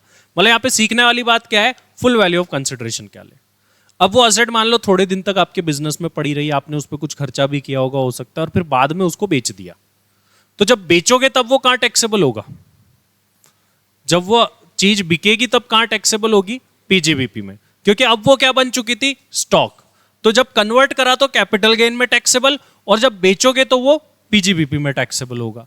पीजीबीपी में कैसे टैक्सेबल करेंगे, सेल वैल्यू लेंगे माइनस कॉस्ट लेंगे। कॉस्ट क्या लेंगे, यहां कॉस्ट क्या लेंगे, FMV on the date of conversion, क्योंकि बिजनेस को तो उतने में ही पड़ी ना, बिजनेस ने तो उतने में खरीदी। दूसरी बात यह है कि आप उस एफएमवी पे ऑलरेडी कैपिटल गेन में टैक्स दे चुके हो, इसीलिए उस एफएमवी को यहां क्या बना दिया, कॉस्ट बना दिया। तो कॉस्ट क्या लेनी है, FMV on the date of conversion. और अगर कोई अदर खर्चे हुए हो आपके, वो भी इसमें से लेस हो जाएंगे, कब, कन्वर्ट करने के बाद। तो मतलब ओवरऑल क्या बना, सेल वैल्यू, उसमें से कॉस्ट लेस करनी है। कॉस्ट क्या होगी, FMV on the date of conversion, उसमें से लेस करने कोई फर्दर एक्सपेंसेस अगर कन्वर्ट करने के बाद में करे हो तो। ये बात थी इस सेक्शन के अंदर। अब इस सेक्शन का एक बड़ा क्वेश्चन भी है जिसके अंदर अलग अलग टाइप ऑफ शेयर्स दे रखे हैं। ये ध्यान रखना 1/4/1984 के बाद से लगा है, उससे पहले ये सेक्शन नहीं था। लेकिन ये जो भी केसेस पढ़ रहे हैं इनमें टैक्स कब भरना है, जब आपके हाथ में पैसा आएगा। जैसे ये कैपिटल गेन पे टैक्स कब भरोगे, जब वो असेट बिक जाएगी। पहले केस में जो वो ट्रांसफर पे टैक्स बन रहा है वो कब भरोगे, जब कंपनसेशन रिसीव्ड हो जाएगा। इन सारे केसेस में ध्यान रखना टैक्स भरना है जब हाथ में पैसा आ जाए तभी भरना है, अदरवाइज नहीं भरना है। इसके बाद में एक और बहुत ही इंपॉर्टेंट सेक्शन था 45 subsection 5, compulsory acquisition by government. Compulsory acquisition by government में अपन ने क्या पढ़ा था, इसको ध्यान से समझते हैं। मान लीजिए किसी के पास में कोई एसेट है, वहां से रोड बन रही है, तो सरकार ने उसके एसेट का क्या कर लिया, कंपल्सरी एक्विजिशन। अब ये इसको बदले में क्या मिलना है, कंपनसेशन। ये कहाँ टैक्सेबल होगा, जो कंपनसेशन मिलेगा वो कहाँ टैक्सेबल होगा। देखो एक तो मिलता है ओरिजिनल कंपनसेशन, जो असेट पर ओरिजिनल कंपनसेशन मिलेगा ये कैपिटल गेन में टैक्सेबल होगा। कैसे होगा इस पर बात ही ना करें तो बढ़िया, इसमें है ही क्या। फुल वैल्यू ऑफ कंसिडरेशन क्या लोगे, जितना कंपनसेशन मिला। कॉस्ट क्या लोगे, जो थी। तो कुछ नया ही नहीं है इसमें तो, ठीक है। अब असेसी अगर इस कंपनसेशन से खुश नहीं है तो वो कोर्ट में जा सकता है। कोर्ट में जाने पर अगर उसे और कंपनसेशन मिला एक्स्ट्रा, तो उसे क्या बोलते हैं, एनहांस्ड कंपनसेशन। जो एक्स्ट्रा मिला एनहांस होकर के, ये भी कहां टैक्सेबल होगा, इनकम फ्रॉम कैपिटल गेन में। टैक्सेबल होगा कैसे, फुल वैल्यू ऑफ कंसिडरेशन तो लेनी है जितना कंपनसेशन मिला वो, और इसमें से सिर्फ और सिर्फ लीगल एक्सपेंसेस लेस करने हैं। कॉस्ट ऑफ एक्विजिशन और इंप्रूवमेंट लेस नहीं करनी, क्योंकि वो ऑलरेडी यहां कर चुके हो, दो बार थोड़ी ना लेस करोगे। तो एनहांस कंपनसेशन में से सिर्फ एक ही खर्चा लेस होता है, क्या, लीगल, आप जो कोर्ट में गए। और इसका नेचर वही होगा, मतलब यहां शॉर्ट टर्म था तो ये भी शॉर्ट टर्म गेन, अगर ये लॉन्ग टर्म था तो ये भी लॉन्ग टर्म गेन। अब अगर गवर्नमेंट ये वाला कंपनसेशन या ये वाला कंपनसेशन देने में देरी कर देती है, तो फिर आपको मिलेगा इंटरेस्ट ऑन कंपनसेशन। अब ये जो इंटरेस्ट ऑन कंपनसेशन है ये रिसिप्ट बेसिस पे टैक्सेबल है, मतलब जब ये रिसीव होगा तब टैक्सेबल होगा। अब जिस भी साल में मिलेगा तब टैक्सेबल होगा, लेकिन ये टैक्सेबल होगा अदर सोर्सेज हेड के अंदर। कैसे टैक्सेबल होगा, जितना कंपनसेशन आपको रिसीव्ड हुआ वो लेना है, और उसमें से स्टैंडर्ड डिडक्शन लेस करना है, कितना, 50% का, फिक्स है। तो ये बाकी जो आएगा ये अदर सोर्स में टैक्सेबल हो जाएगा। अब अदर सोर्स में ये 2 नंबर का डेडिकेटेड पॉइंट भी बनाया जा सकता है। तो ओरिजिनल कंपनसेशन कैपिटल गेन में, एनहांस भी कैपिटल गेन में, लेकिन इन पर जो इंटरेस्ट मिलेगा दैट इज अदर सोर्स में टैक्सेबल होगा। तो ये आपको ध्यान रखना है। टैक्स आपको तभी भरना है जिस साल में कंपनसेशन मिले। इंडेक्सेशन ट्रांसफर वाले ईयर तक का होता था, बट अब ये कंफ्यूजन ही दूर हो गया क्योंकि इंडेक्सेशन हट गया है। और इस सीरीज का आखिरी सेक्शन था हमारा सेक्शन 45(5)(a).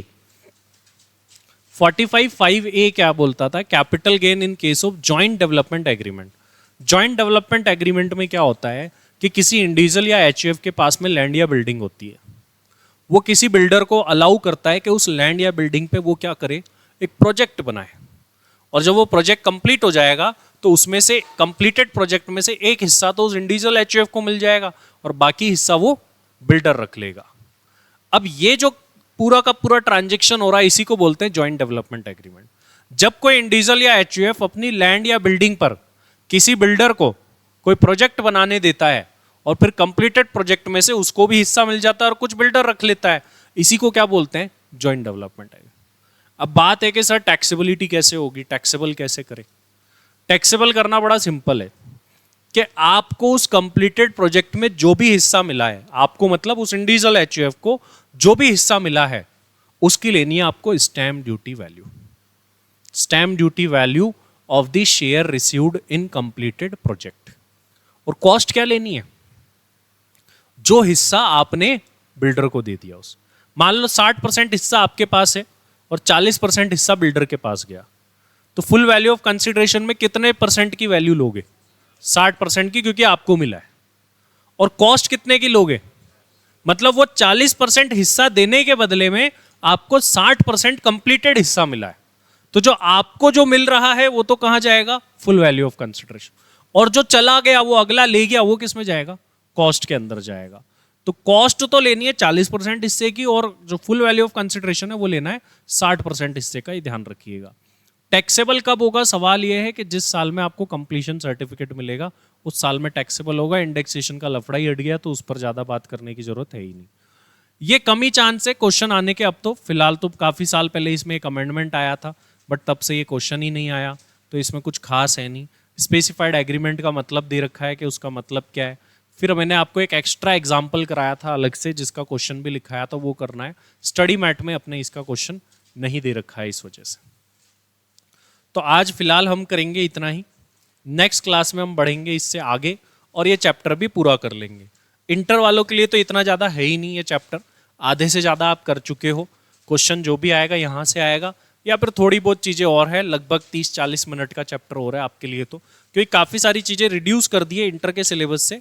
हालांकि फाइनल वालों के लिए पूरा चैप्टर है, तो फाइनल वालों को सब कुछ पढ़ना है। इंटर से तो 50B भी हटा दिया है, स्लम सेल का कुछ जो होता है। सेक्शन 47 था जो पूरा बहुत बड़ा सेक्शन था, वो भी हटा दिया है। तो इंटर में से तो कम हो गया सिलेबस, तो उल्टा कम पढ़ना है आपको। सो लास्ट क्लास में हम पढ़ रहे थे income from capital gain.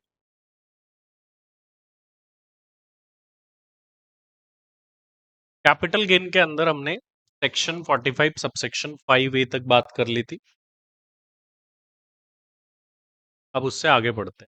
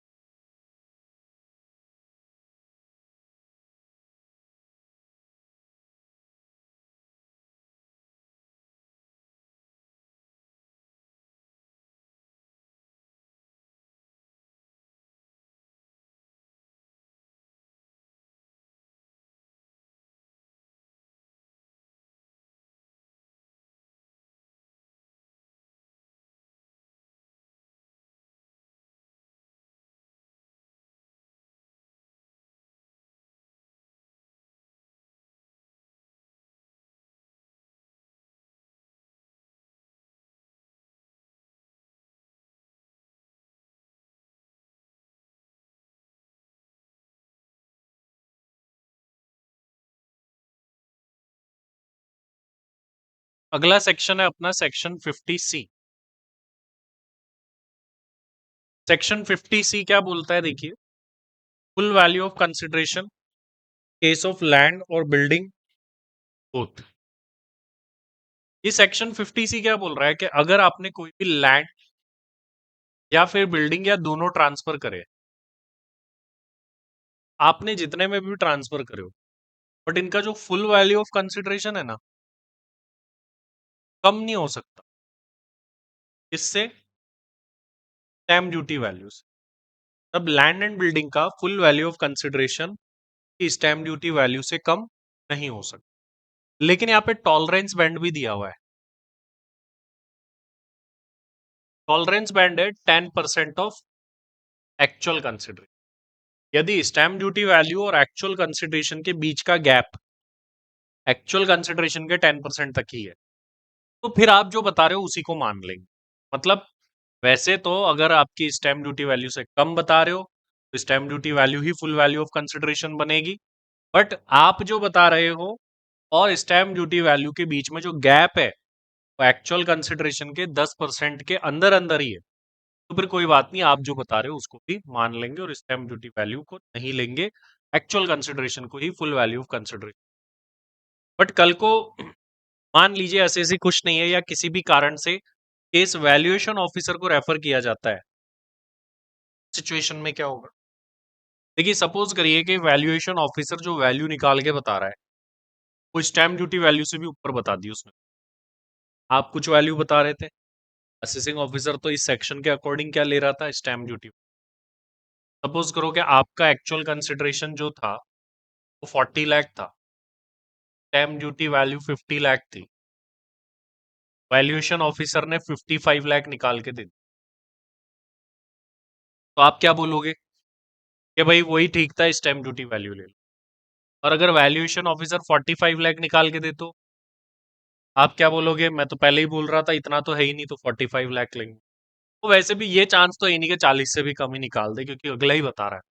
By chance कभी दे दे तो वो 40 से कम तो कभी होगा ही नहीं, क्योंकि वो असेसी खुद ही बता रहा है कि 40 है। तो यहाँ पे देखो क्या है, अगर स्टैम्प ड्यूटी वैल्यू से ज्यादा निकाल के दे दे तो stamp duty value full value of consideration, कम निकाल के दी तो जो उसने निकाल के दी है वही full value of consideration. Actual से भी कम निकाल के दे दे, जिसके रेयर चांसेस है नहीं, तो फिर एक्चुअल कंसिडरेशन जो है full value of consideration. Exam point of view से इंपॉर्टेंट है, प्रैक्टिकल क्वेश्चन में इसका रोल आ सकता है।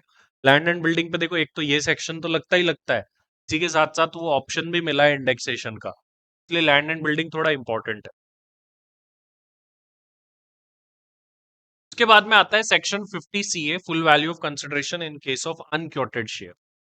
अनक्योटेड शेयर्स के केस में फुल वैल्यू ऑफ कंसिडरेशन क्या लेंगे, बड़ा सिंपल है, fair market value. Unquoted shares क्या होते हैं, ऐसे शेयर जो कि लिस्टेड तो है बट उनमें ट्रेडिंग नहीं होती एक्टिवली। जो शेयर्स लिस्टेड होते हैं लेकिन उनमें ट्रेडिंग नहीं हो रही है एक्टिवली, उन्हें अनक्योटेड शेयर्स बोला जाता है। अब आप उसको मान लो एफएमवी से कम में ट्रांसफर करोगे तो नहीं माना जाएगा full value of consideration, FMV को माना जाएगा। अनक्योटेड शेयर्स के केस में फेयर मार्केट वैल्यू को ही जो है फुल वैल्यू ऑफ कंसिडरेशन लिया जाएगा। हालांकि क्वेश्चन पॉइंट ऑफ व्यू से इंपॉर्टेंट है। 50D क्या बोल रहा है, अगर आप किसी केस में फुल वैल्यू ऑफ कंसिडरेशन निकाल ही नहीं पा रहे हो, you are not able to determine the full value of consideration किसी ट्रांजेक्शन का, तो फिर बोले आप क्या करना, अगर डिटरमाइन नहीं कर पा रहे हो फिर आप फेयर मार्केट वैल्यू को फुल वैल्यू ऑफ कंसिडरेशन ले लेना। तो अगर किसी सिचुएशन में full value of consideration determine नहीं हो पा रहा है तो फिर उस सिचुएशन में फुल वैल्यू ऑफ कंसिडरेशन क्या लिया जाएगा, एफएम। जैसे ये दो लोगों ने अपनी प्रॉपर्टी एक्सचेंज कर ली, लिया दिया ही नहीं, फुल वैल्यू ऑफ कंसिडरेशन कैसे लाए, सिचुएशन में फिर हम क्या लेंगे, एफएमवी लेंगे, जो आपको मिला है उसकी एफएमवी ले लो, वो फुल वैल्यू ऑफ कंसिडरेशन। ये अपन ने देखा भी था क्लास के अंदर एग्जांपल। अगर full value of consideration determine नहीं हो पा रहा है, fair market value will be considered as full value of consideration. Then हमने पढ़ा section 51, capital gain in case of advance money forfeited.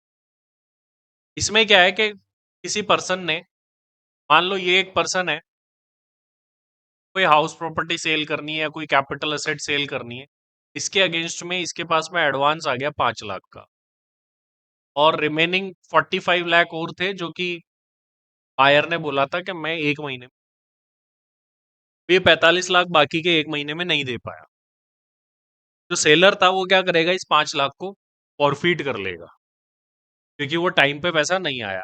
तो जो 5 लाख फॉरफिट कर लिए इसको बोलते हैं एडवांस मनी फॉरफिटेड। जो पैसा एडवांस में आ रखा था बट अब वो फॉरफिट हो गया क्योंकि आपने बाकी पैसा नहीं। ये जो 5 लाख फॉरफिट हुए ये अदर सोर्सेज टैक्सेबल हो।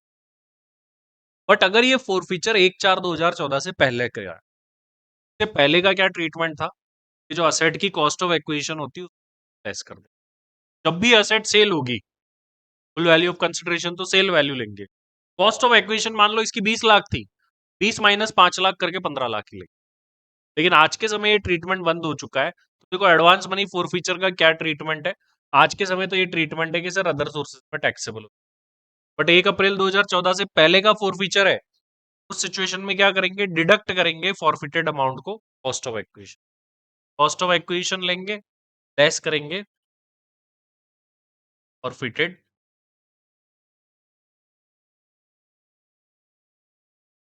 ये करते थे, लेकिन अब आज की डेट में ये नहीं करते। आज की डेट में तो वही चल रहा है, 10 साल से भी पुराना हो गया।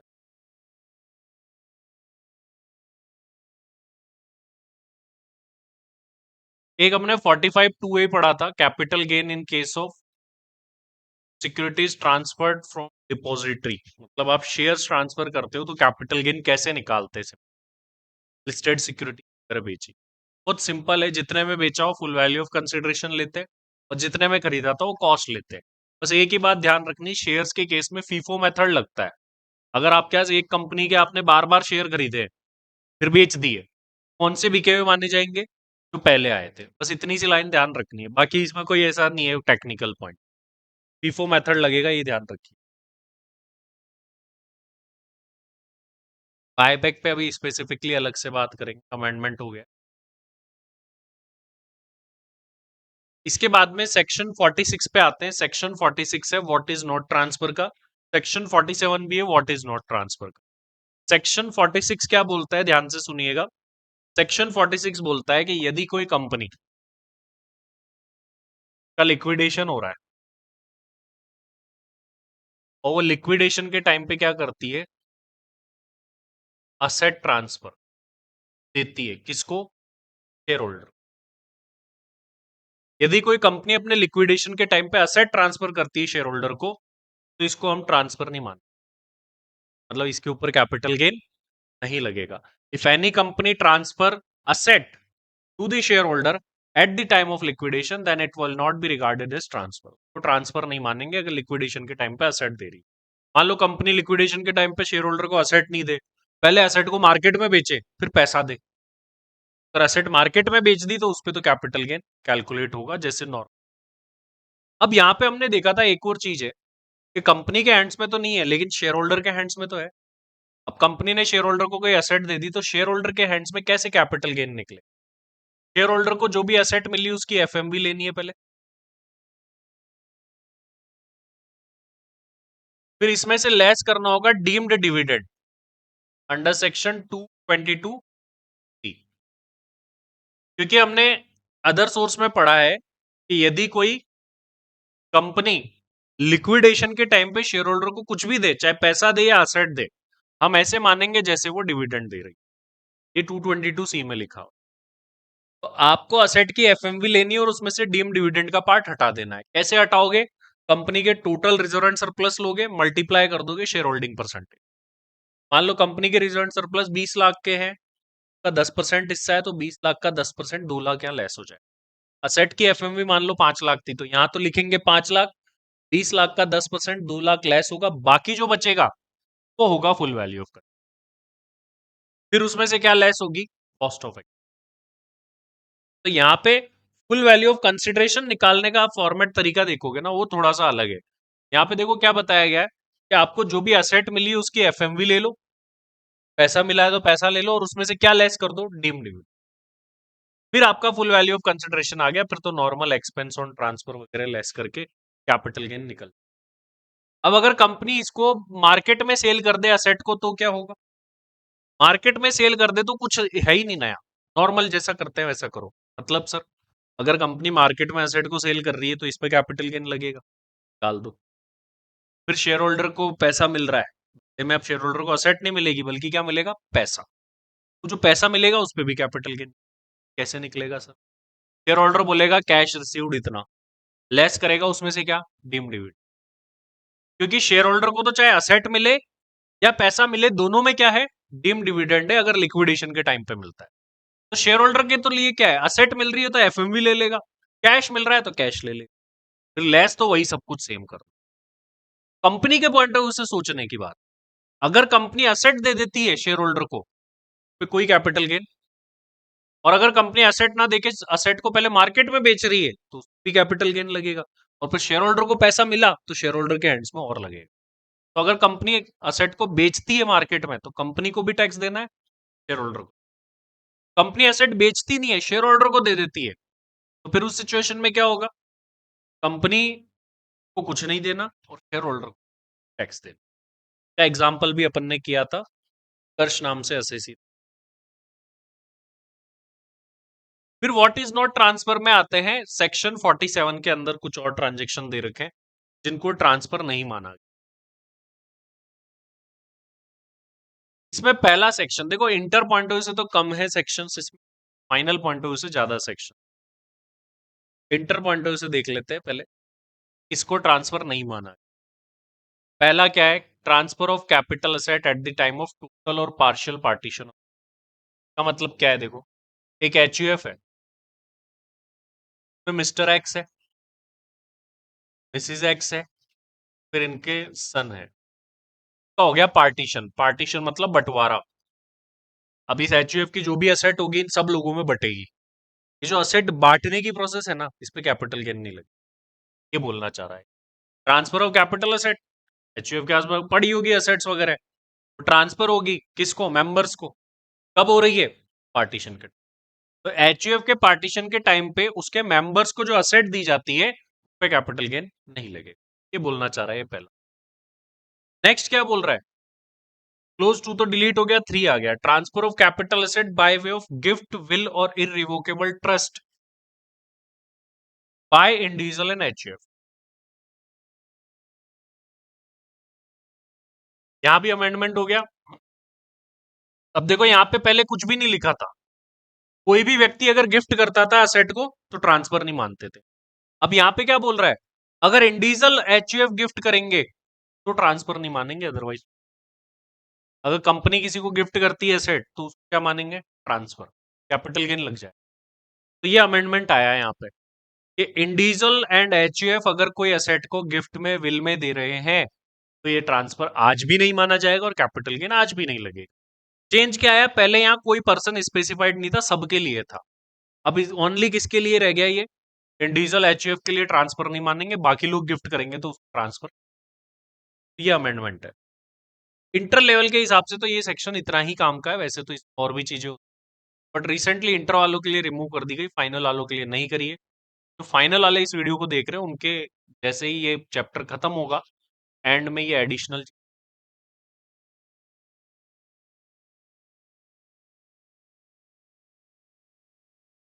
नेक्स्ट क्या है, capital gain in case of ESOP, employ stock option plan.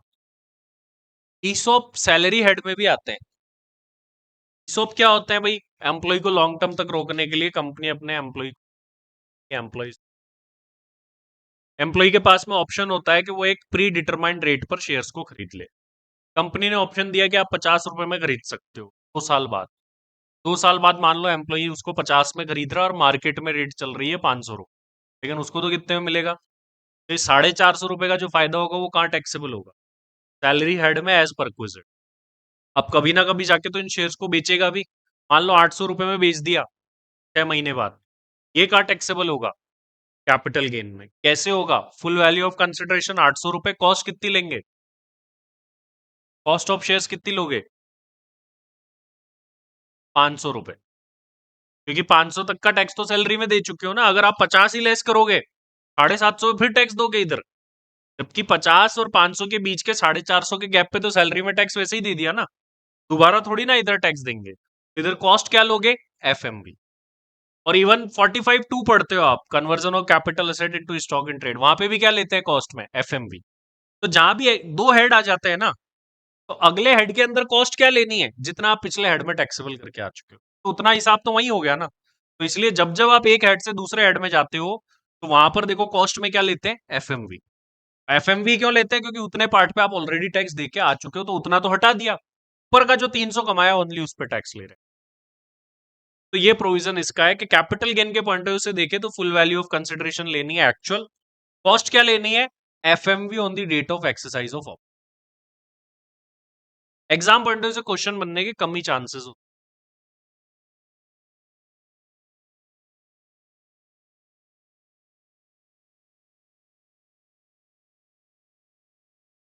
Next topic जो अपने काम का है वो है बोनस स्ट्रिपिंग।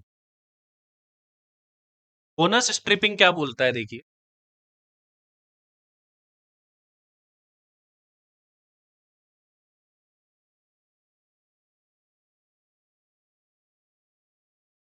बोनस स्ट्रिपिंग ये बोलता है कि अगर कोई पर्सन, देखो बोनस स्ट्रिपिंग कब लगता है, बोनस यूनिट्स के केस।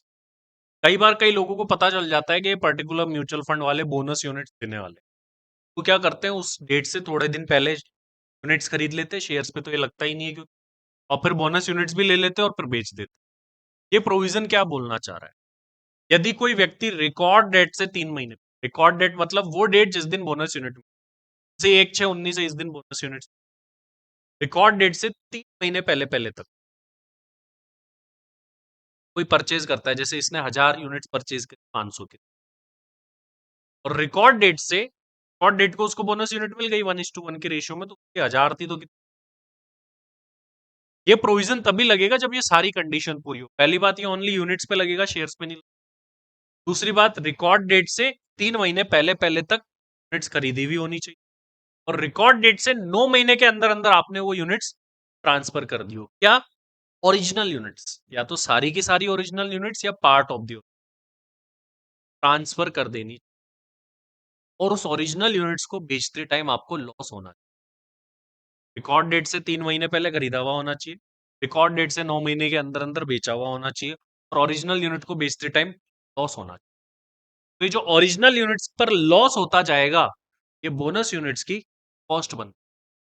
आपको लाइन इतनी ही ध्यान रखनी, 9 महीने के अंदर अंदर ओरिजिनल यूनिट का लॉस बोनस यूनिट की cost। ये लाइन ध्यान में रख लो, आपको ऑटोमेटिकली काम हो जाएगा। एक प्रैक्टिकल क्वेश्चन भी अपन ने किया हुआ है, स्टडी मैट में भी आप लोगों को दे रखा है, तो आप कर सकते हैं। एक ही कंसेप्ट ध्यान रखो, ओरिजिनल यूनिट पे जो जो लॉस होगा, लेकिन 9 महीने तक, 9 महीने बाद में ये खत्म, फिर नॉर्मल हो जाएगा। ओरिजिनल यूनिट का जो लॉस होगा वो बोनस यूनिट कॉस्ट बनेगा। ये लाइन ध्यान रखो, आपका काम हो जाएगा।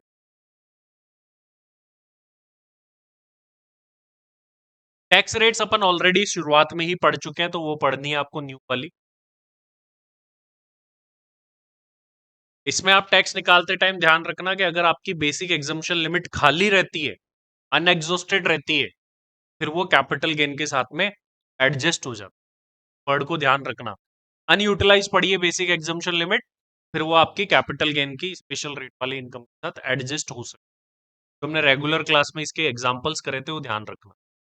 112 ए का अब इतना काम नहीं रहा, तो इस पर इतना कैलकुलेशन पर अब फोकस नहीं करेंगे। आपको ओनली नॉर्मल तरीके से जो है कैलकुलेशन करते हैं वो करनी है। 12 ए का एज सच अब कोई काम नहीं रहा है।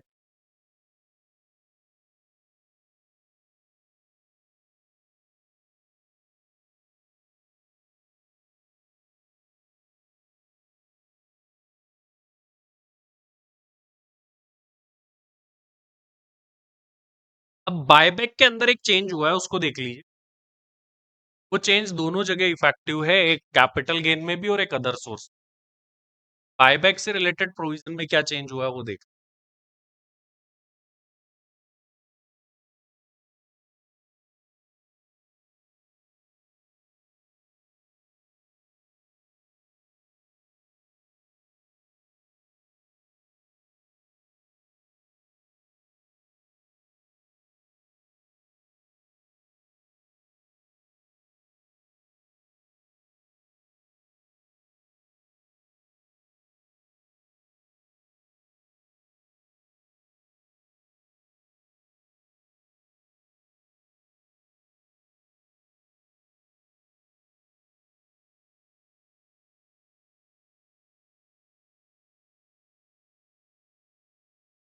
देखो क्या बोल रहा है, बायबैक के ऊपर टैक्सेबिलिटी की बात कर रहा है।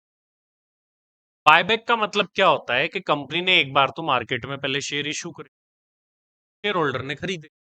अब एक पर्टिकुलर टाइम पीरियड के बाद कंपनी को लगता है कि मुझे ओनरशिप बढ़ानी है, तो कंपनी शेयर होल्डर से वापस से शेयर्स खरीद लेती है। अपने ही शेयर को शेयर होल्डर से खरीदना बायबैक कहलाता है। अब जब बायबैक होगा तो शेयर होल्डर शेयर फ्री में थोड़ी ना देगा, कंपनी उसको क्या देगी, पैसा देगी। अब इसी की बात हो रही है, कंपनी उसको पैसा दे रही है, तो अब टैक्सेबिलिटी कैसे हो के बारे में बात कर रहे हैं। तो पहला तो क्या बोल रहा है, अगर अदर देन डोमेस्टिक मतलब फॉरेन कंपनी यदि बायबैक कर रही है, तो shall be taxable in the hands of share holder under the head capital gain in the year in which purchase company. मतलब शेयर होल्डर के एंड में मैंने मान लो इशू करे थे शेयर आपको 80 रुपए में, बायबैक कर रहा हूँ 120, आपके लिए निकलेगा कैपिटल कैसे, आपके लिए फुल वैल्यू ऑफ कंसिडरेशन क्या है, तो 20, कॉस्ट क्या थी 80, 40 रुपए का गेन आ गया, बात खत्म। बट इधर बात नहीं है, मैंने डोमेस्टिक कंपनी के केस में क्या करें, ये प्रोविजन एप्लीकेबल होगा 1 अक्टूबर 2024 से। अब देखो यहां पर क्या है, टैक्स किसको देना है, बायबैक के ऊपर जो टैक्स बन रहा है, कंपनी इज लाइबल टू पे टैक्स इससे इस डेट से पहले।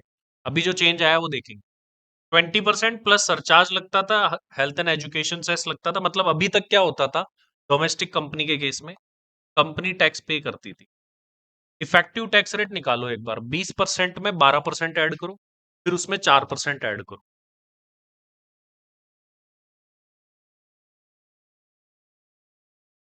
कितना आ रहा है, 23.96। अभी तक देखो क्या होता था,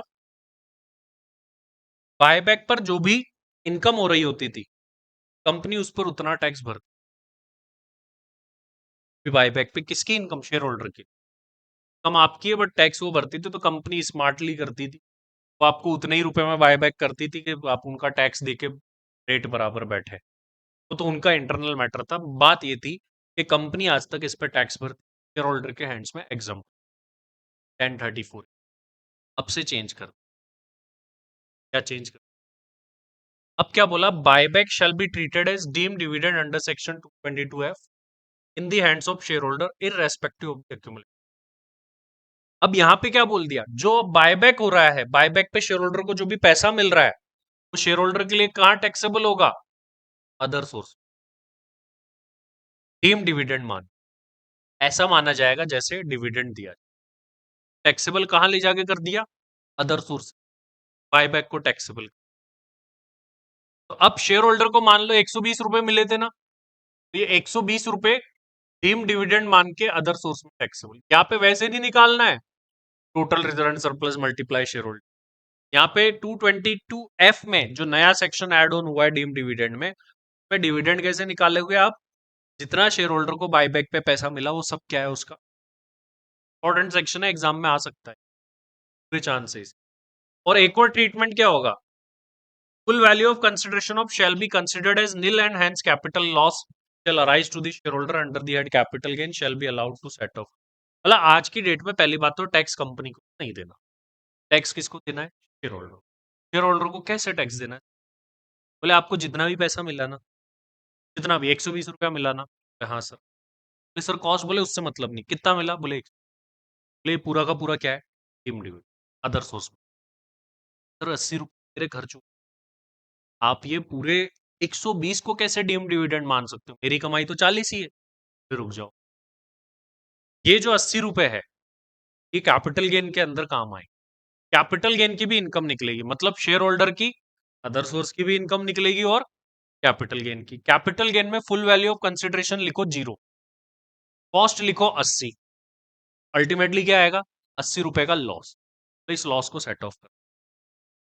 लेकिन आप सोचो कि कितना उल्टा सीधा प्रोविजन बनाया, वो जो 80 रुपए का लॉस है कैपिटल गेन का, कैपिटल गेन का लॉस तो कैपिटल गेन में ही सेटअप होता है, अल्टीमेटली शेयर होल्डर तो फंस गया, अब शेयर होल्डर को क्या देना पड़ेगा, पूरे 120 रुपए पे टैक्स देना, पागल बना रही सर, जबकि सिंपल सा हिसाब था 120 माइनस 80 करके 40, जो अगले की कमाई है, अब अगले से कितने पे टैक्स ले रहे हैं, 120, और वो 80 का लॉस बोल रहा है सेट ऑफ कर लेना, बट वो लॉस अदर सोर्स में नहीं दिया, क्योंकि अदर सोर्स तो सबके साथ सेट ऑफ हो जाता है, लेकिन वो कैरी फॉरवर्ड नहीं होता, क्या बोला कि ये जो आपकी कॉस्ट है वो कैपिटल गेन का लॉस बन जाएगी एक तरीके से, फिर उसको सेट ऑफ कर ले, बट ये सेट ऑफ करने के लिए कहाँ अवेलेबल होगी, कैपिटल गेन, क्योंकि कैपिटल गेन का लॉस कैपिटल गेन में ही रह जाता है, long term only long term से, शॉर्ट टर्म लॉन्ग टर्म बता दिया इसको। तो ये इस डेट के बाद 1 अक्टूबर 24 या उसके बाद से शेयर होल्डर को टोटल जितना पैसा मिला वो अदर सोर्स में डीम डिविडेंड, और फिर इसके अलावा जो भी उसका कॉस्ट थी, सिंपल सा ये समझो, जो उसकी कॉस्ट थी वो कैपिटल गेन का लॉस में, फिर उसको सेट ऑफ कर, ये ट्रीटमेंट है अपना बायबैक का। अब चैप्टर में आगे बढ़ते हैं, अब जब अपन सब कुछ पढ़ लेते हैं तो उसके बाद में आता है एग्जम्पशन का टाइम, इसको डिडक्शन भी बोल सकते हैं, डिडक्शन फ्रॉम कैपिटल गेन या एग्जम्पशन। एग्जम्पशन या डिडक्शन दो प्रकार की है, एक तो फुल और एक पार्शियल। फुल तो है थ्योरी में, फुल एग्जम्पशन की तो थ्योरी है, पार्शियल का प्रैक्टिकल पढ़ना है।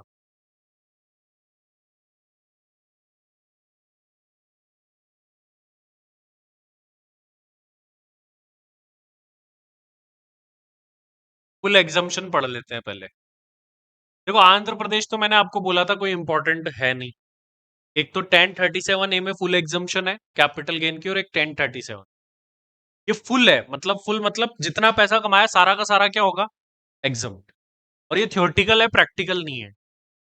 1037A क्या बोल रहा है,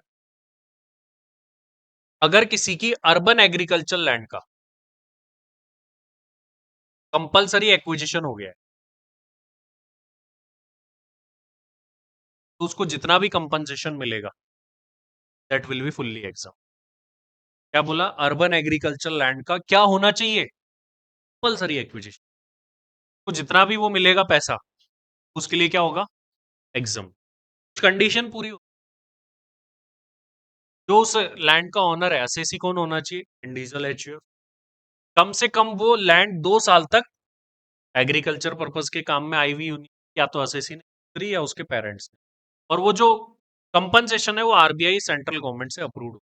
अगर ये 3 बातें पूरी हो रही है तो अर्बन एग्रीकल्चर लैंड पर मिलने वाला कंपन। 1037 ये ए में ये था, एक आंध्र प्रदेश नई राजधानी बना रहा है अमरावती। अमरावती को बनाने के लिए लोगों से लैंड मांगी, लोगों ने अपनी लैंड पूलिंग स्कीम में लैंड दी, बदले में उसे लैंड पूलर सर्टिफिकेट मिला। जिन जिन ने अपनी लैंड दी उनको सबको एग्जाम, ये बात थी। बट वो स्टेट स्पेसिफिक सेक्शन है, जबकि एग्जाम पूरे इंडिया का है, इस वजह से उसके आने के चांसेस। तो ये आपके लिए मेन है। अब अपन बात करते हैं पार्शियल। जितनी भी आप मेन एग्जाम्शन पढ़ते हो वो होती है पार्शियल। कैपिटल गेन में देखो क्या होता है, सबसे पहले तो अपन निकालते हैं फुल वैल्यू ऑफ कंसिडरेशन, फिर उसमें से अपन लेस करते हैं एक्सपेंस ऑन ट्रांसफर, निकल के आता है नेट सेल कंसिडरेशन। फिर इसमें से कॉस्ट ऑफ एक्विजिशन लेस होगी, अब तो इंडेक्सेशन बंद हो गया है। कॉस्ट ऑफ इंप्रूवमेंट लेस होगी, फिर आएगा हमारा कैपिटल गेन। और इस कैपिटल गेन में से हमको क्या मिलती है? एग्जाम। हमने एक एग्जाम्पल लिया था जिसमें 50 लाख ये था, 10 लाख ये था, ये 40 आया था, ये 20 था, निल था, ये 20 लाख का गेन आया। अब अगर आपको इस 20 लाख की एग्जाम्शन चाहिए तो अलग अलग सेक्शन अलग अलग रास्ते बता रहे हैं। आप उस सेक्शन की बात को मान लो, आपको एग्जाम्शन। मैक्सिमम सेक्शन किसको, किस पैसे को आगे इन्वेस्ट करने को बोलेंगे कि 20 लाख आगे इन्वेस्ट कर दो और एग्जाम्शन। लेकिन कुछ सेक्शन ऐसे भी होंगे जो किसको आगे इन्वेस्ट करने को बोलेंगे, इसको। 20 की एग्जाम्शन तो तब देंगे जब पूरा 40 लगा दोगे हाथ में। तो इन सेक्शंस में फर्क क्या है? मैक्सिमम सेक्शन तो बोलते हैं ये 20 लाख के पैसे को हम जहां बोल रहे हैं वहां लगा दो और एग्जाम्शन। कुछ सेक्शन ये होंगे अगर 20 की एग्जाम्शन चाहिए तो ये पूरा 40 लगाओ, अगर आपने 30 लगाया तो प्रोपोर्शनेट एग्जाम्शन मिलेगी। 20 की तो 40 पे मिल रही थी, 30 पे कितनी मिलेगी?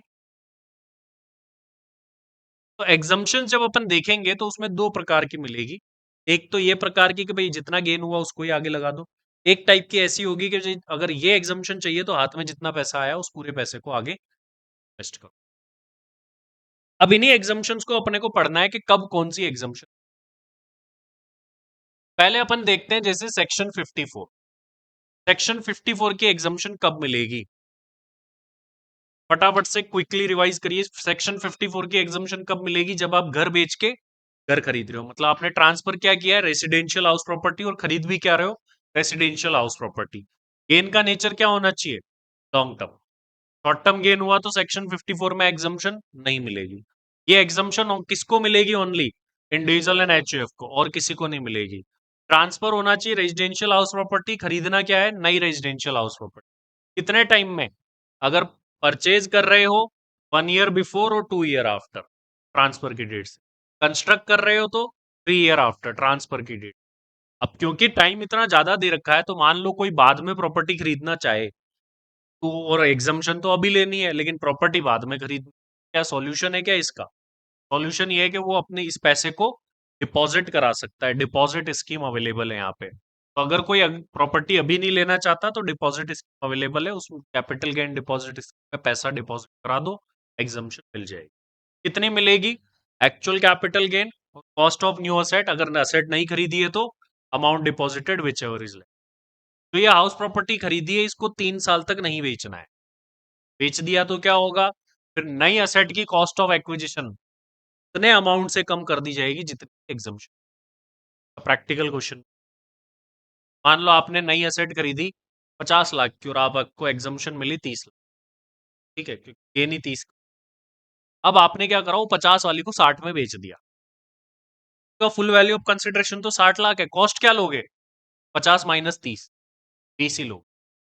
तो अगर आपने 3 साल से पहले हाउस प्रॉपर्टी को बेच दिया, कौन सी, जो नई वाली खरीदी है, तो फिर होगा क्या कि जब उसका गेन निकलेगा तो मैं उसकी कॉस्ट में से उतना अमाउंट डिडक्ट कर दिया जाएगा जितने की आपको एग्जाम्शन। ये सेक्शन 54 में। 54 बी किसकी दे रहा है? बी से आप भूमि याद रख लो, लैंड की एग्जाम्शन दे रहा है। क्या बोल रहा है कि क्या चीज ट्रांसफर होनी चाहिए? Urban agriculture land. क्यों नहीं लिखा? क्योंकि रूरल पे लगता ही नहीं। ट्रांसफर होनी चाहिए अर्बन एग्रीकल्चर लैंड, और खरीदना क्या है? नई एग्रीकल्चर लैंड, नई वाली कहीं भी खरीद लो, रूरल एरिया में खरीद लो या अर्बन एरिया में खरीद लो, कोई फर्क नहीं पड़ता। लेकिन एग्जम्पशन ओनली इंडिविजुअल एचयूएफ को मिलेगी। गेन का नेचर या लॉन्ग टर्म शॉर्ट टर्म दोनों है। क्या ट्रांसफर होना चाहिए, तो अभी अभी बात ही करी। क्या खरीदना है? नई एग्रीकल्चर लैंड कहीं भी खरीदो, अर्बन रूरल, लेकिन बिकी हुई क्या होनी चाहिए? अर्बन, क्योंकि रूरल पे लगता ही नहीं है। टाइम पीरियड देखो, ओनली परचेज का है, क्योंकि लैंड कंस्ट्रक्ट तो हो ही नहीं सकती within 2 years after the date of transfer. Deposit scheme यहाँ भी, जहां भी साल भर से या उससे ऊपर का टाइम है, 1 साल या उससे ऊपर, वहां डिपॉजिट स्कीम। जहां 1 साल से कम का टाइम है, वहां पर नहीं। 54 ईसी में नहीं है, बाकी हर जगह है। आगे एक जगह और एग्जम्पशन कितनी मिलेगी? सेम पॉइंट है, 3 साल तक ट्रांसफर नहीं करना, ये भी सेम ही पॉइंट। पर्पस ध्यान रखो कि क्या है, बाकी कुछ इसमें ज्यादा ध्यान रखने की। 54 डी, डी को धमकी से याद रख लो, मतलब जबरदस्ती करके असेट को कंपलसरीली एक्वायर कर लिया गया है, उस कंडीशन में ये जो है एग्जम्पशन मिलती है। कंपलसरी एक्विजिशन होना चाहिए इंडस्ट्रियल लैंड एंड बिल्डिंग का। तो पहली बात तो आपने ट्रांसफर नहीं करी है, कंपलसरी एक्विजिशन कर लिया गवर्नमेंट ने। और लैंड एंड बिल्डिंग नॉर्मल वाली नहीं है, कौन सी वाली है? इंडस्ट्रियल, बिजनेस के काम में आने वाली लैंड एंड बिल्डिंग है। अब जब बिजनेस की बात हुई तो बिजनेस तो कोई भी कर सकता है, इसलिए एग्जम्पशन में देखो क्या लिखा है, एनी पर्सन। गेन का nature short term long term दोनों चलेगा। असेट क्या ट्रांसफर हुई है? इंडस्ट्रियल लैंड एंड बिल्डिंग, और वो कम से कम 2 साल तक बिजनेस के काम में आई हुई होनी। अभी था ना एग्रीकल्चर में, 2 साल तक एग्रीकल्चर के काम में होनी। नई चीज क्या खरीदनी है? जो गई है वही खरीदनी है। न्यू लैंड और building for the industrial.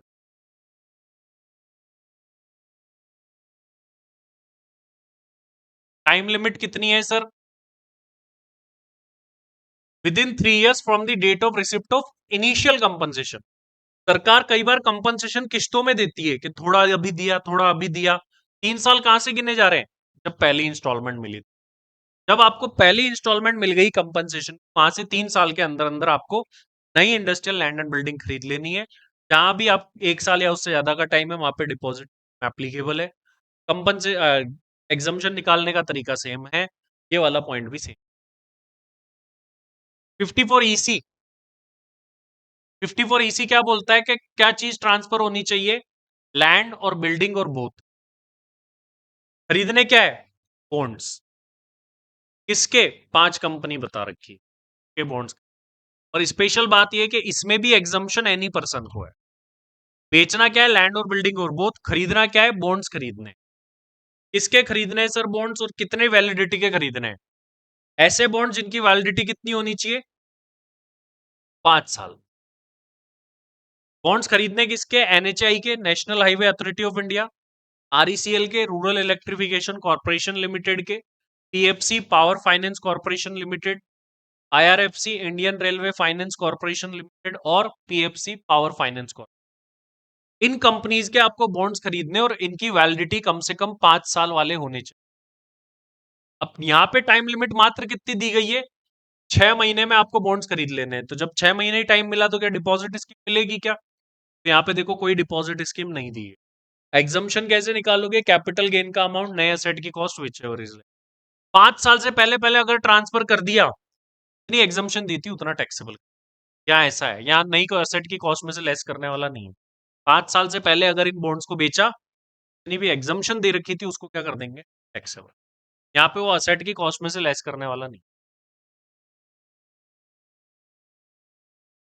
Next और लास्ट एग्जम्पशन बोल लो, बाकी फिर कोई खास एग्जम्पशन नहीं है। 54F। 54F की एग्जम्पशन कब मिलती है? घर के अलावा कुछ भी बेचो, खरीदो घर। तो आपने घर के अलावा कुछ भी बेचा है, लेकिन खरीदा क्या है? घर। जैसे ज्वेलरी बेच के घर खरीदा, तो एग्जम्पशन कहां मिलेगी? 54F में। घर बेच के घर खरीदोगे तो 54 ऑलरेडी दे रहा है, इसलिए। तो घर के अलावा कुछ भी बेचने कर अगर घर खरीदते हैं, तो 54F में एग्जम्पशन। और इसमें लगभग कंडीशन 54 जैसी। एग्जम्पशन किसको मिलेगी? Diesel HUF. गेन का नेचर क्या होना चाहिए? सिर्फ एग्जम्पशन निकालने का तरीका बदलेगा, बाकी सब। क्या चीज ट्रांसफर होनी चाहिए? घर के अलावा कुछ भी। लेकिन यहाँ पे एक कंडीशन भी, अगर किसी के पास ऑलरेडी 2-2 घर है, फिर उसको इस सेक्शन में एग्जम्पशन एक है, जीरो है तो मिल जाएगी, लेकिन किसी का दो तो घर ऑलरेडी, अब ये तीसरा और खरीदेगा, फिर उसे एग्जम्पशन नहीं मिलेगी उससे। New asset to be purchase, क्या करना है भाई, आपने ज्वेलरी बेची, शेयर्स बेचे, के बदले में नया घर खरीद रहे हो, कितने टाइम में खरीदना है?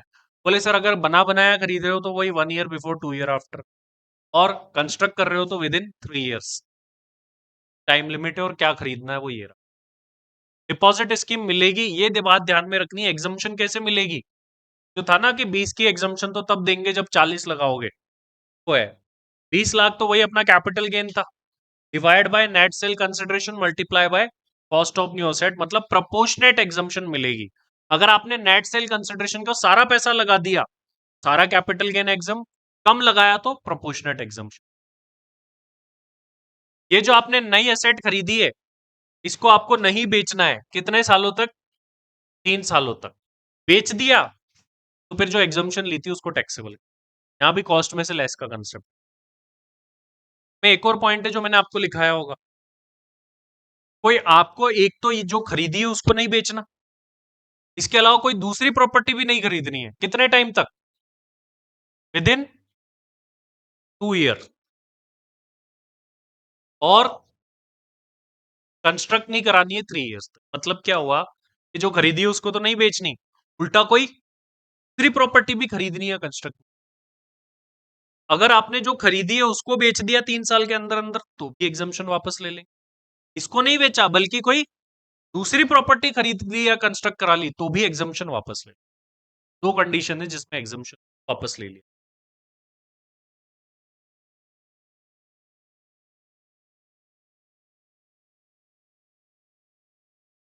प्रोविजो टू सेक्शन 112 दे रखा है, अब ये अमेंडमेंट के बाद ये भी खत्म हो गया, ये भी वैल्यू खत्म हो चुकी।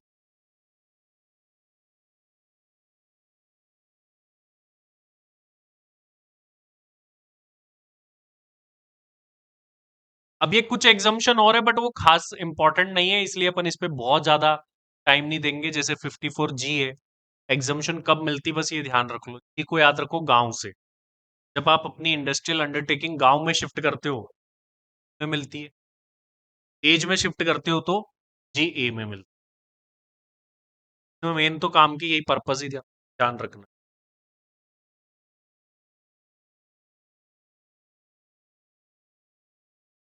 और एक 54GB है, 54GB में कब मिलती है? जब घर बेच के एलिजिबल कंपनी के शेयर्स खरीदते हो, स्टार्टअप के। घर बेच के जो पैसा आया अगर वो स्टार्टअप में लगा दोगे, 54GB में एग्जम्पशन मिलेगी। कंडीशन लगभग सेम है। अब इसमें एक बात ध्यान रखनी है कि आपने घर बेचा और खरीदे क्या? एलिजिबल कंपनी के शेयर, और शेयर भी कितने? 51%। कंपनी के आपने शेयर्स खरीदे, और कितने खरीदे हो? 51%। 54GB में एग्जम्पशन। आपको तो ये पैसा 6 महीने में ही लगाना है। अब आपका खर्चा तो कंपनी की इनकम, कंपनी को उस पैसे से नए प्लांट एंड मशीनरी खरीदने 1 साल, तो यहाँ डबल डबल कंडीशन है। आपको तो पैसा कितने टाइम में लगाना है? देखो इसमें टाइम, रिटर्न फाइलिंग की ड्यू डेट तक 6 महीने तो इसी में है। रिटर्न फाइलिंग की ड्यू डेट तक आपको कंपनी में पैसा लगा देना। फिर आपका पैसा किसके पास चला गया? कंपनी। लेकिन कंपनी में आपने कितने शेयर्स खरीदे? 51%, तो अल्टीमेटली कंपनी भी तो आप ही की है। उस कंपनी में जो पैसा गया उससे आपको क्या करना है? किसी एलिजिबल कंपनी के शेयर्स खरीद, कंपनी तो है ही, उस पैसे से आपको क्या करना है? नई प्लांट एंड मशीनरी खरीदनी है 1 साल।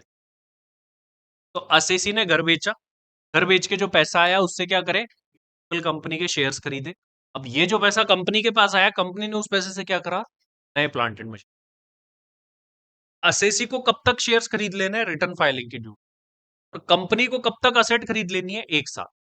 असेसी को तो डिपॉजिट स्कीम मिलेगी नहीं है, कंपनी को मिल जाएगी क्योंकि 1 साल का।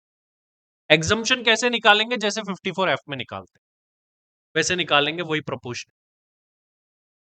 आपको 5 साल तक नहीं बेचना है, अगर बेच दिए वो प्लांट एंड मशीनरी या शेयर्स की एग्जम्पशन दी, वापस ले।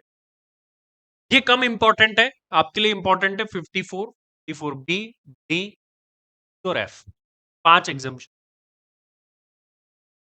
तो ये था अपना कैपिटल गेन का चैप्टर। इसमें कोई डाउट हो, आपका क्वेश्चन हो तो आप पूछ भी सकते हैं। टैक्स रेट्स में क्योंकि अमेंडमेंट आया है इसलिए वो इंपॉर्टेंट है, इसके अलावा बायबैक वाले जो सेक्शन है उसमें अमेंडमेंट आया, इसलिए वो भी इंपॉर्टेंट है। ये दो सेक्शंस मेनली इंपॉर्टेंट है। यहाँ पर प्रैक्टिकल क्वेश्चन कहाँ से बनने के चांसेस है?